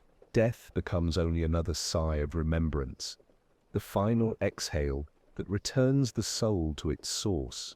The prophet spoke of longing to meet the Lord, and of the Lord longing to meet the servant. The final sigh of remembrance is this longing fulfilled, the embrace of lover and beloved, the return of the drop to the ocean. For such a heart, every breath in this world is already preparation for that meeting. Every act of remembrance, a rehearsal for the eternal union. But this path is not reserved for saints or mystics alone. Every soul has within it the capacity for this sigh. Even the most distracted heart can be awakened. Even the most burdened soul can find rest. The beloved does not ask for perfection, only sincerity, A single sigh from a broken heart may carry more weight than 1,000 recitations without presence. A single tear shed in remembrance may open the door that years of striving could not. This is the mercy of the One, that the path is never closed, that the sigh of remembrance is always within reach. The secret is that remembrance is not something we create, but something we uncover. The soul was created in remembrance. It has never forgotten, only veiled itself. The sigh is already within us, waiting to be released. The task is only to quiet the noise, to soften the heart, to turn inward. When the veil lifts, the sigh comes naturally, as if it had been waiting for centuries, and in that sigh is the whole journey: longing, struggle, surrender, intimacy, union. The final sigh of remembrance is not an ending, but a beginning. It does not close the story, but opens it into eternity. For when the soul lives in constant remembrance, it discovers that the beloved is its far, not hidden, not separate. The sigh reveals what was always true, that the One is nearer than the breath itself, that every heartbeat is already His name, that every moment is already filled with His presence. To live in this awareness is to live in peace, for the search is over and the home has been found. There is a silence deeper than words, a silence that does not come from the absence of sound, but from the presence of fullness. To reach it is to step beyond thought, beyond desire, beyond the restless turning the mind. In this silence, the soul rests. It no longer asks, no longer struggles, no longer resists. It simply abides in the nearness of the One who has always been there. The closing of the journey is not marked by conclusions, but by dissolving into this silence, where all opposites reconcile, where all searching comes to rest. This silence is not emptiness. It is not void or absence. It is fullness beyond measure, presence overflowing, a stillness in which everything is contained. In this silence, the names fade, but the named shines. The forms dissolve, but the reality remains. The seeker no longer clings to explanations or doctrines, for they are but shadows compared to the light now tasted. The heart becomes a mirror, reflecting only what is. The soul becomes a flute, sounding only the breath of the beloved. The closing meditation is a return, not to a new place, but to the origin we never truly left. We were created in remembrance, shaped by the breath of the One, and though we wandered in forgetfulness, the essence has remained. Now the circle completes itself. The journey through fear and hope, through law and spirit, through names and silence, all converge here. Here, the drop realizes it was always the ocean, the lover realizes it was always the beloved, the seeker realizes it was always the sought. The path was never towards something distant, but back into what is most intimate. The heart that rests in this silence sees the world differently. What once appeared as separate is now seen as connected. What once felt heavy is now light. What once caused despair now opens into mercy. The heart sees that every leaf, every star, every breath is a sign, a verse, a reminder. The universe itself becomes scripture, written not in ink but in light. To live in this vision is to live in gratitude, awe, and humility, for everything is seen as gift, everything as presence. The closing meditation is not withdrawal from the world, but deeper immersion in it. One still walks, still speaks, still eats and works, but now every act is suffused with remembrance. A sip of water becomes a communion, a glance becomes a prayer, a word becomes a thread of light. Nothing is profane, for everything is seen through the lens of the sacred. The market and the mosque are no longer two places, for the heart itself has become the sanctuary. In this state, the self no longer clings to control. It accepts the unfolding of life with trust, knowing that every moment is woven by the One who sees beyond all veils. Suffering does not vanish, but it no longer imprisons. Joy does not disappear. but it no longer intoxicates. Both are accepted as waves upon the same ocean, passing and returning, yet never altering the depth of the sea. The heart rests in the center, anchored in remembrance, unshaken by storm. The closing meditation is also an invitation. It is not reserved for a few, but open to all. Every soul carries within it the seed of this silence, the spark of this presence. Some cover it with layers of distraction, others bury it under pride, others forget it in the pursuit of fleeting desires, but it is never lost.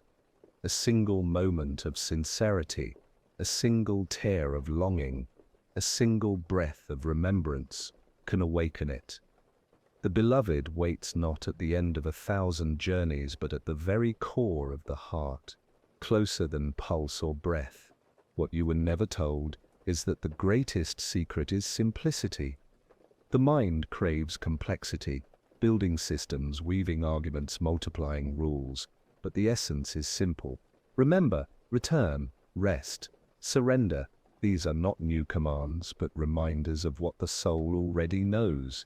To live in remembrance is to live naturally, as the tree grows toward the sun, as the river flows toward the sea. It is not an added burden, but a return to ease, the ease of being aligned with what is. The closing meditation whispers that there is nothing more to seek. The one you longed for was always with you. The peace you pursued was already within. The truth you sought was never absent. The journey was necessary only to unveil what was hidden, to awaken what was dormant, to polish what was covered. Now the veil lifts, the mirror shines, the heart rests. Nothing needs to be added, nothing needs to be taken away. The soul breathes, and in that breath is eternity.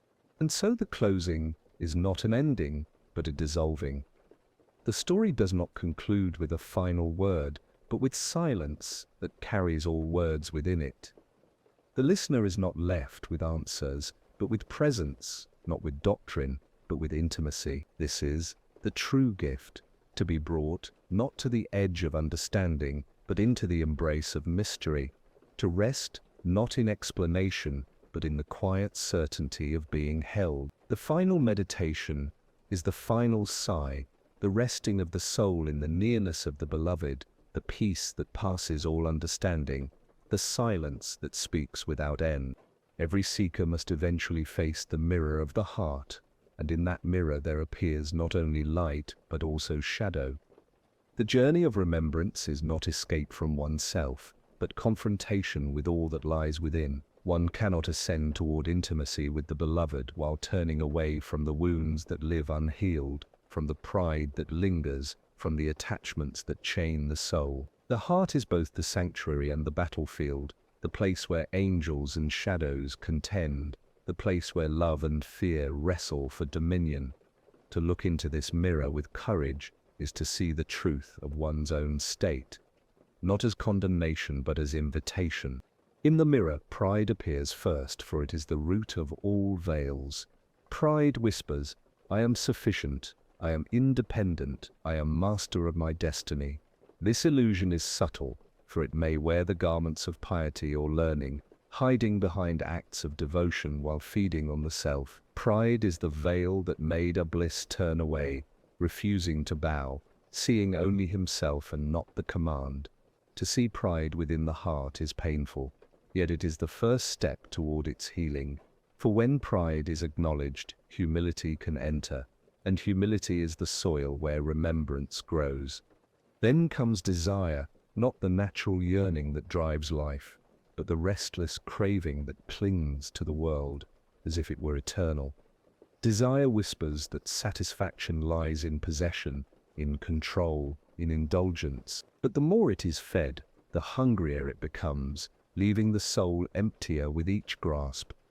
The mirror of the heart reveals this hunger for what it is, a shadow that cannot be filled by anything but the beloved. When the soul turns its desire toward the eternal, then desire is purified into longing, and longing becomes the flame that carries one home. Fear also appears in the mirror, the quiet companion that haunts every soul. Fear of loss, fear of failure, fear of death, fear of standing in truth. Fear is not evil, but when it rules the heart, it binds the soul in chains. The mirror shows that fear is born from forgetfulness, for when one remembers that the beloved is nearer than breath, what is there to fear? Fear is dissolved not by denial but by trust, by resting in the certainty that nothing unfolds outside the wisdom of the One. When fear is surrendered, the heart becomes vast, spacious enough to hold both joy and sorrow without breaking. The mirror also reveals wounds carried from the past, unhealed grief, hidden shame, unspoken pain. Many avoid this mirror because to see these wounds is to feel them again. Yet the path of remembrance is not to bury but to unveil, not to silence but to heal. The beloved is not distant from our wounds, he is present in them, waiting to transform them into sources of compassion.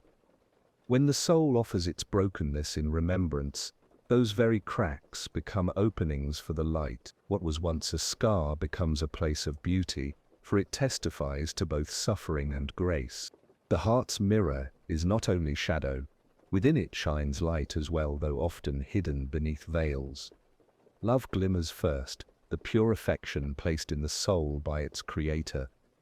This love longs to expand, to embrace, to give without measure. It is love that makes remembrance sweet, love that draws the soul again and again to the beloved's name.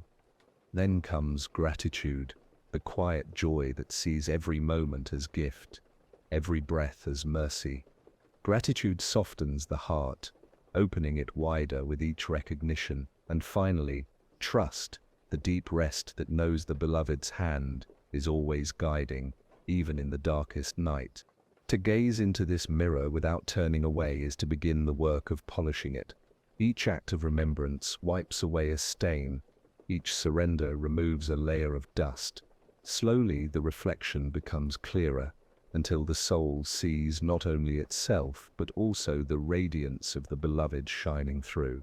This is why the mystics say the heart is both the mirror and the reflection, both the place of unveiling and the unveiled. When the mirror is polished, it no longer reflects only the seeker, but yules the one who has always been gazing back. But this polishing is not accomplished in a single moment. It is the labor of a lifetime, the rhythm of falling and rising, forgetting and remembering, veiling and unveiling. The mirror will fog again, pride will tear, fear will whisper, desire will stir. Yet each time the seeker returns to remembrance, the mirror is wiped clean once more. The secret is persistence, the willingness to keep returning, to keep polishing, to keep gazing. The beloved does not demand perfection, only sincerity, and sincerity is proven not in never falling, but in always returning. Thus the mirror of the heart is both trial and mercy. It humbles the soul by exposing its shadows, yet it consoles the soul by revealing its light. It reminds the seeker of weakness, yet also of intimacy, for in the end, the mirror does not reveal an isolated self, but the reflection of the one who breathed life into that self.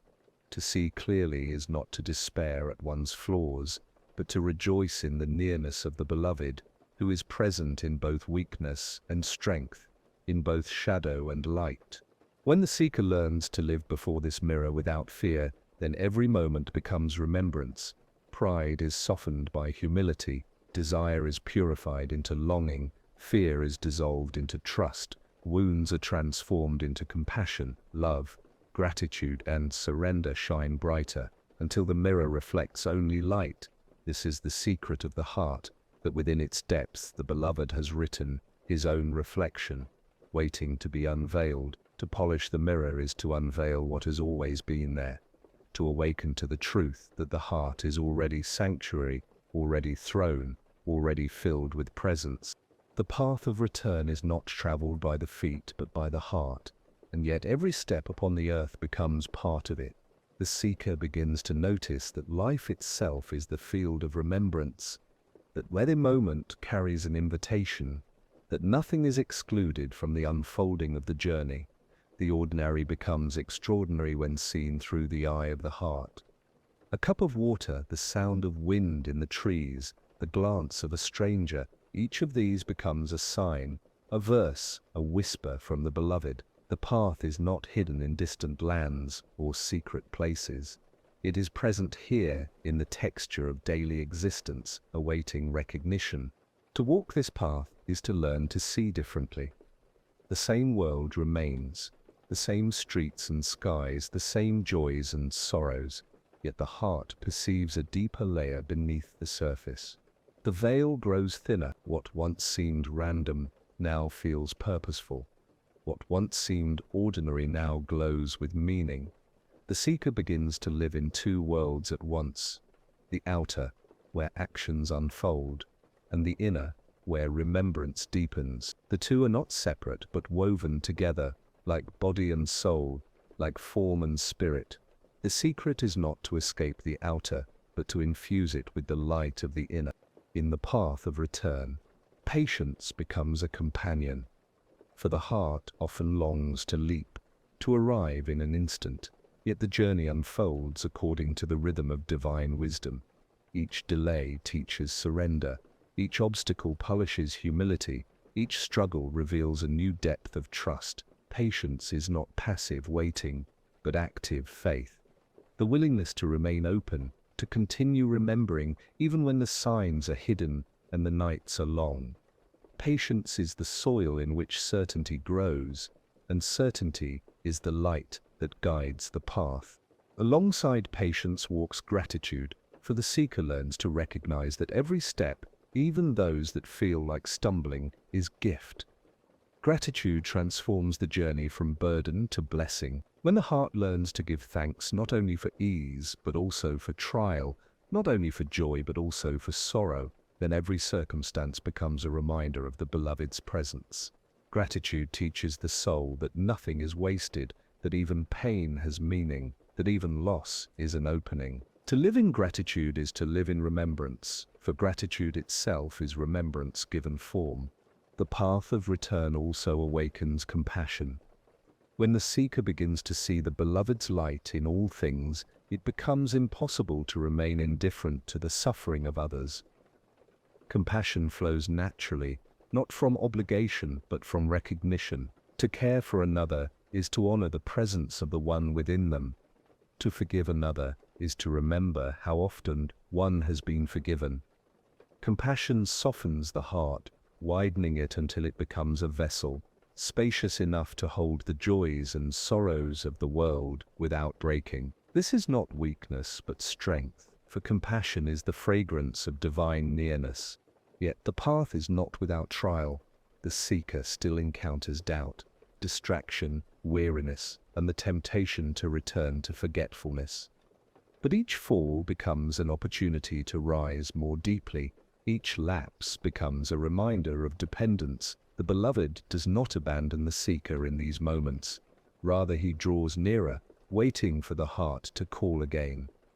The path of return is not straight, but winding, not smooth, but uneven. And yet every turn, every stone, every shadow is part of the way. Nothing is wasted, for all leads back to the one. As the journey deepens, the seeker begins to see that the path itself is the beloved's gift. The longing to return was not self-created, but placed in the heart from the beginning. The steps taken are not by one's own power, but by grace carrying the soul, the patience, gratitude, compassion, even the very act of remembrance. All are given. The seeker realizes that he was never walking alone, that even in moments of greatest distance the beloved was present, guiding unseen. The path is not simply toward the beloved, it is walked within the beloved, by the beloved, for the beloved. In this realization, peace begins to blossom. Not a peace free from struggle, but a peace that underlies the struggle. A peace that holds both joy and sorrow within it. The seeker no longer needs to control the outcome of the journey, for he knows that the destination is certain. The drop cannot fail to return to the ocean, for it has never truly left. The path of return is not about reaching, but about remembering, not about becoming, but about unveiling. The soul was always with the beloved. It only needed to awaken to this truth. Thus the path of return is endless, and yet already complete. Endless, because remembrance deepens without limit, because intimacy expands into eternity, because the beloved is infinite, complete, because the essence was never absent, because the soul was always within the embrace of the One, because nothing can separate what has been united from the beginning. To walk this path is to live in paradox, always journeying, always arriving, always longing, always fulfilled. The heart learns to rest in this paradox, to breathe within it, to let it shape its every sigh. The closing of this chapter leaves the seeker not at the end of a road, but at the doorway of vision. For to walk the path of return is to learn to see as the beloved sees, with mercy, with love, with unbroken presence. The steps continue, the breaths continue, the days and nights unfold, but everything now shines with remembrance. The path itself is home, and the return is not somewhere distant, but here, in this very breath, in this very silence, in this very presence. There is a secret hidden within the silence of night, when the world grows still and the heart becomes more sensitive to whispers that cannot be heard in the noise of day. In the depth of this stillness, the seeker begins to experience the nearness of the beloved in ways that defy explanation. The night becomes a teacher, revealing truths that cannot be written in books or spoken in words. The veil thins, and the soul feels the warmth of presence, like fire glowing unseen in the dark. This intimacy is not a vision of the eyes or a sound of the ears, but a knowing deeper than thought, a certainty that settles into the marrow of the being. In such moments, the soul learns that nearness is not measured by distance, but by awareness. The beloved has never been far, yet the heart often wandered so far within itself that it imagined separation. The unveiling intimacy is the lifting of this illusion. Suddenly the heart perceives that every breath has been held by the beloved, that every step has been guided, that even in forgetfulness, the soul was never abandoned. What was once theory becomes experience. What was once hope becomes reality. The seeker does not approach the beloved as though from afar. He awakens to the truth that he has always been within the embrace. The unveiling of intimacy often comes softly, like dawn breaking after a long night. At first it is only a hint, a glimmer, a fleeting sense of peace that passes quickly. Yet, with each return to remembrance, the light grows stronger until it becomes a constant presence. The heart discovers that it no longer needs proof, no longer asks for signs, for the beloved is known inwardly beyond doubt. This is the beginning of true rest, the end of restless searching, for the seeker realizes that the one he pursued with such longing was never absent, that the distance was always illusion. But intimacy is not only sweetness. To draw near to the beloved is also to be exposed. The soul can no longer hide its shadows, for the light makes everything visible. The unveiling reveals both the beauty and a brokenness within. This can be painful, for the heart is shown where it still clings, where it still fears, where it still resists surrender.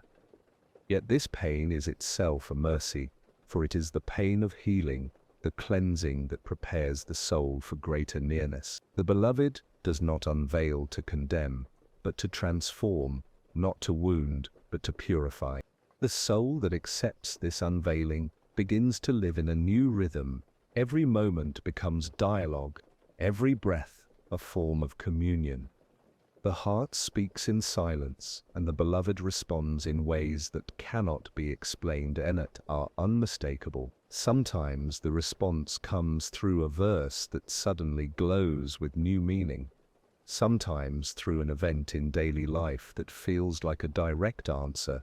Sometimes through an inner knowing that settles without reason. The seeker learns to listen with the whole being, for the beloved speaks not in one language but in countless signs. This intimacy also transforms how the seeker relates to others, for when the heart sees the beloved so near, it cannot help but recognize the same nearness in all creation. The faces of strangers become familiar, the woes of the suffering become personal, the joys of others become shared. The soul begins to see that intimacy with the beloved is not withdrawal, but expansion, a widening of love that embraces all things. To harm another becomes unthinkable, for it would be like striking the reflection of the one. To serve another becomes natural, for it is serving the presence of the beloved within them. Yet the unveiling of intimacy is not constant in feeling. There are moments when the heart burns with clarity, and moments when it feels veiled again. These fluctuations are part of the rhythm of the journey. The beloved hides at times to teach longing, to deepen trust, to remind the seeker that intimacy is not dependent on sensation, but on certainty. The mature heart learns to rest even in the absence of sweetness, knowing that the beloved is as near in dryness as in ecstasy. This is the test of love, to remain faithful not only in light but also in shadow. Over time, intimacy becomes less about moments of experience and more about abiding presence. The seeker no longer waits for special occasions, no longer depends on extraordinary states. Instead, he learns to walk with quiet awareness, to carry intimacy in the midst of ordinary life. Cooking, walking, working, speaking, all become infused with remembrance. The beloved is no longer sought in distant heights, but found in the nearness of every breath. This is the unveiling of true union, not dramatic visions, but the simple awareness that nothing exists apart from the beloved. And so the unveiling of intimacy is both a gift and a responsibility. It is a gift, for no effort can earn it, no practice can manufacture it. It is bestowed by grace, arriving when the heart is ready, but it is also a responsibility. For once the heart has tasted nearness, it can no longer live as if the beloved were distant.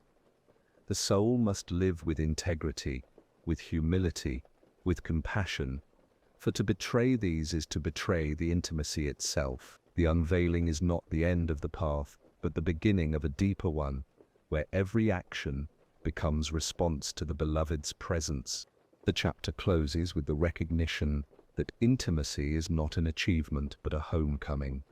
The seeker realizes that the beloved was not discovered but unveiled, not reached but revealed. The distance was always illusion, the separation less a dream. In waking from this dream, the heart rests in the truth that the beloved has been nearer than breath all along, that the soul has always lived within the embrace of eternal nearness. The unveiling of intimacy is not the conclusion of the journey, but the essence of it, the moment when the seeker finally sees what was always there. The heart that has unveiled intimacy begins to discover another secret, one even more profound and subtle, that union is not something to be achieved but something already present. The seeker once imagined union as a distant arrival, as if one day the drop would finally reach the ocean, as if one day the lover would finally touch the beloved. Yet in the depths of remembrance, the truth dawns that the drop was never outside the ocean, that the lover was never apart from the beloved. What the soul longed for with such intensity was already within it, hidden only by veils of forgetfulness. The path was not a journey to union, but a journey into awareness of what has always been. This realization transforms everything. The seeker no longer prays with the desperation of distance, but with the serenity of nearness. Words no longer feel like cries into the void, but like conversation within an embrace. The longing that once felt like fire becomes sweetness, for it is no longer longing for what is absent, but longing to deepen into what is already present. Even silence becomes prayer, for the silence itself is filled with presence. The soul rests in the certainty that nothing can separate it from the one, for there was never any separation to begin with. Yet the unveiling of union is not without paradox. For while the soul knows it has always been within the embrace, it still experiences the rhythm of nearness and distance, sweetness and dryness, clarity and obscurity. This paradox does not negate union, but deepens it, for it teaches the heart that union is not dependent on feelings but on truth. The beloved is as present in absence as in ecstasy, as near in silence as in song. To live in union is to trust this truth even when the senses do not confirm it, to walk by certainty rather than by sight. The unveiling of union also dissolves the illusion of selfhood. The seeker begins to see that the I who longed, who struggled, who believed itself separate, was itself part of the veil. The heart realizes that its very being is nothing but a reflection of the beloved's being, that its breath is the beloved's breath moving through it, that its life is the beloved's life flowing within it, that its life is the beloved's life flowing within it. The sense of separateness begins to fade, not into destruction, but into unveiling. What remains is not a loss of self, but a revelation of true essence, the recognition that the soul is nothing but a mirror reflecting the light of the One.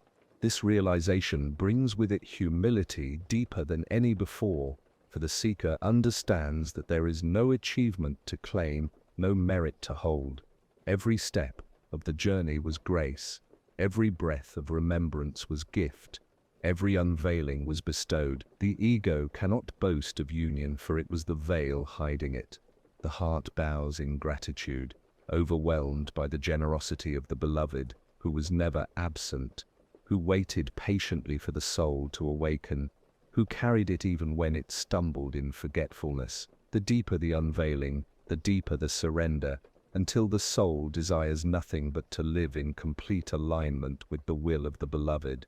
Union is not only inward, it transforms outward perception as well. The seeker begins to see all of creation as expressions of the same light. Mountains, rivers, stars and faces are no longer separate, but woven threads in a single tapestry. Even what once appeared as conflict or opposition now reveals an underlying harmony, a hidden unity. To live in union is to live with a heart that embraces the whole. For the heart sees that everything arises from the same source, exists within the same presence, and returns to the same embrace. The boundaries between sacred and ordinary dissolve, for all becomes sacred, all becomes reflection. This awareness changes how the soul moves through the world. Actions are no longer motivated by fear or ambition, but by love. Service arises naturally, for to serve others is to serve the beloved within them. Forgiveness flows easily, for the heart recognizes that all are veiled in different ways, all are on the same journey of unveiling.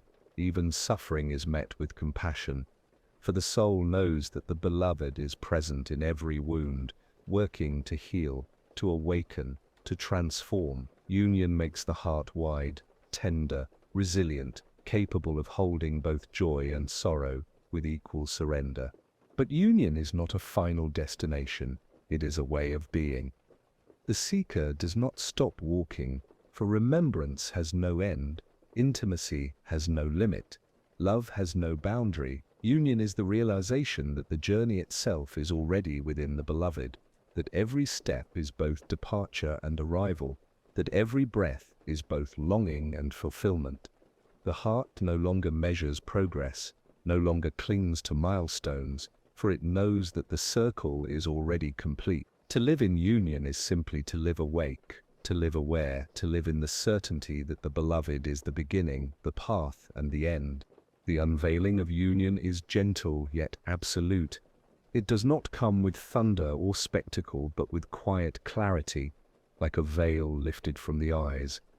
The world is the same, yet everything is different. The seeker is the same, yet nothing remains unchanged. The soul breathes, and in that breath it knows, I am within the beloved, and the beloved is within me. Not two, not separate, not distant, but one reality, one presence, one love. The journey has led not to discovery but to unveiling, not to attainment but to recognition. The union was always there, it is only now revealed. When the heart awakens to union, a new fragrance begins to flow through every action, a fragrance the mystics call service. For the soul that has unveiled nearness cannot remain turned only inward. Love must overflow, just as the sun cannot shine for itself alone, just as the river cannot keep its waters. So the awakened heart cannot contain what it has received.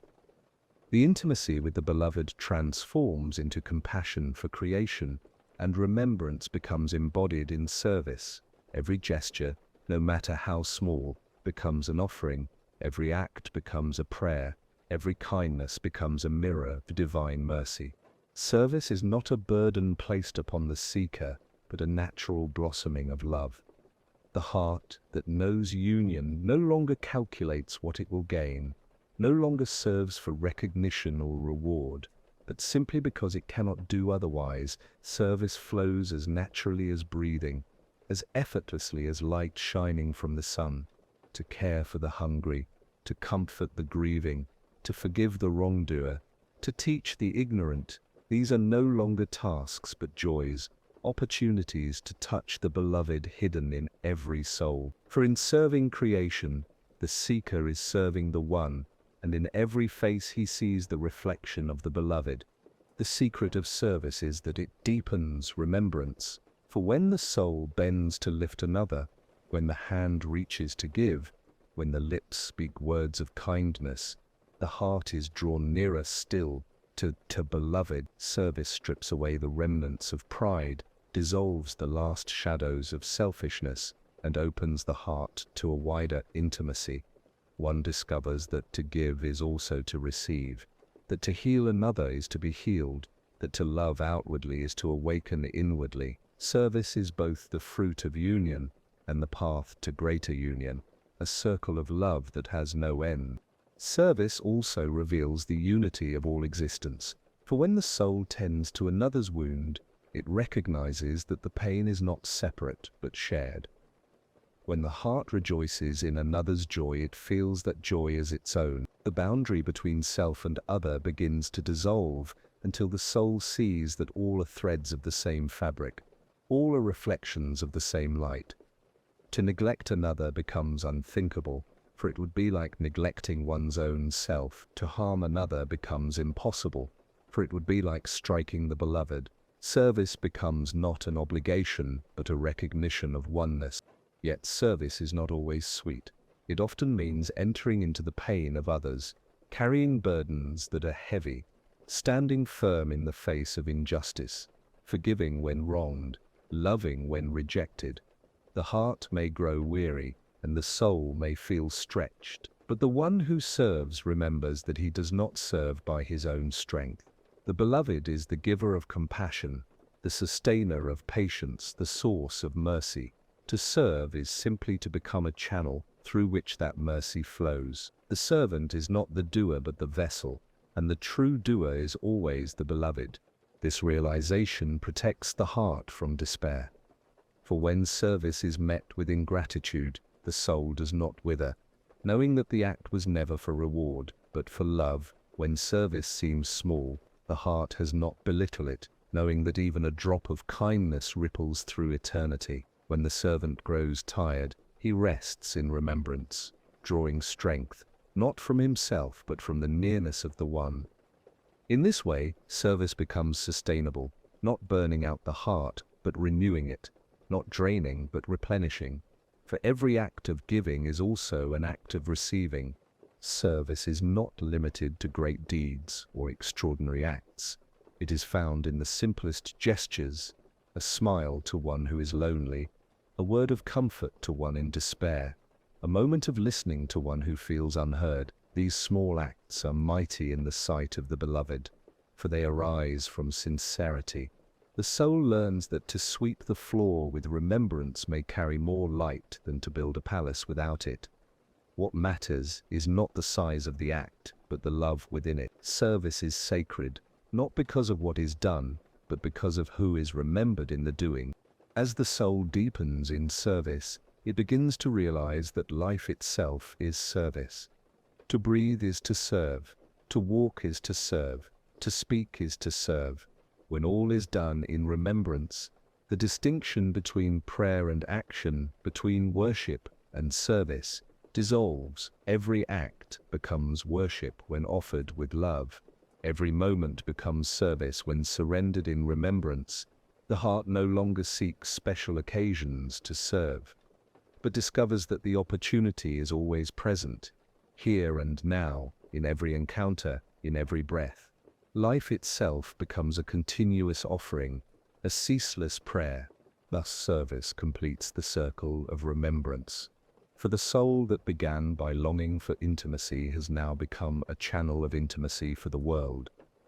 The love once felt inwardly now flows outwardly, touching creation with the light of the beloved. Service is the fruit of the journey, the fragrance of union, the sign of true remembrance. It is not the end, but the flowering, not the conclusion, but the blossoming of what has always been planted within. Through service, the heart learns that love is not meant to be contained, but shared, not meant to be hoarded, but poured out, not meant for self alone, but for all. The chapter closes with the vision of the servant as a lamp, shining with the light of the beloved, illuminating the path for others, not by his own power, but by the flame entrusted to him. The lamp does not shine for itself, but for those in darkness, and in shining it fulfills its purpose. The servant does not serve for recognition, but because love compels him, because remembrance overflows, because the beloved has filled the heart to such measure that it cannot help but pour forth. Service is the echo of union, the living proof of intimacy, the outward sign of the inward unveiling. The journey draws towards silence, yet silence here is not emptiness but fullness, not absence but overflowing presence. The seeker who began with questions, with longings, with struggles and veils, now stands within a stillness where all questions dissolve, where longing is fulfilled by its own unfolding, where the veil has become a window opening into light. The soul no longer chases meaning as if it were distant, for meaning reveals itself in every breath. Each moment is both answer and mystery, both unveiling and concealment, both arrival and beginning. The end of the path is not a conclusion, but a widening, an expansion into the boundless. The heart discovers that what it sought all along was not a secret hidden in the heavens, or a treasure buried in the earth, but the one who has been nearer than the jugular vein, nearer than thought, nearer than self. What you were never told is that there is no distance to cross, no barrier to break, no journey to complete, for the beloved is already within, waiting for recognition. The story of separation was only a dream, and awakening reveals that the dreamer and the dreamed are one. The seeker realizes that the path was not leading to the beloved, but was always unfolding within the beloved. In this unveiling, language begins to falter. Words can gesture, but cannot contain. Symbols can point, but cannot capture. The truth of union, the intimacy of remembrance, the vastness of love cannot be confined within letters or syllables. And yet, words remain like birds set free into the sky. They fly for a while, carrying echoes of the heart, before dissolving into the horizon of silence. The true teaching is not in the words spoken, but in the silence between them, the space where the beloved speaks directly to the heart without tongue, without sound. The seeker, now servant, now lover, now nothing and everything, lives with a heart wide open. Life is no longer divided into sacred and ordinary, for all is revelation. To drink water is to taste mercy. To breathe is to inhale remembrance. To look into the eyes of another is to gaze upon the beloved. Every sound becomes a verse. Every sight becomes a sign.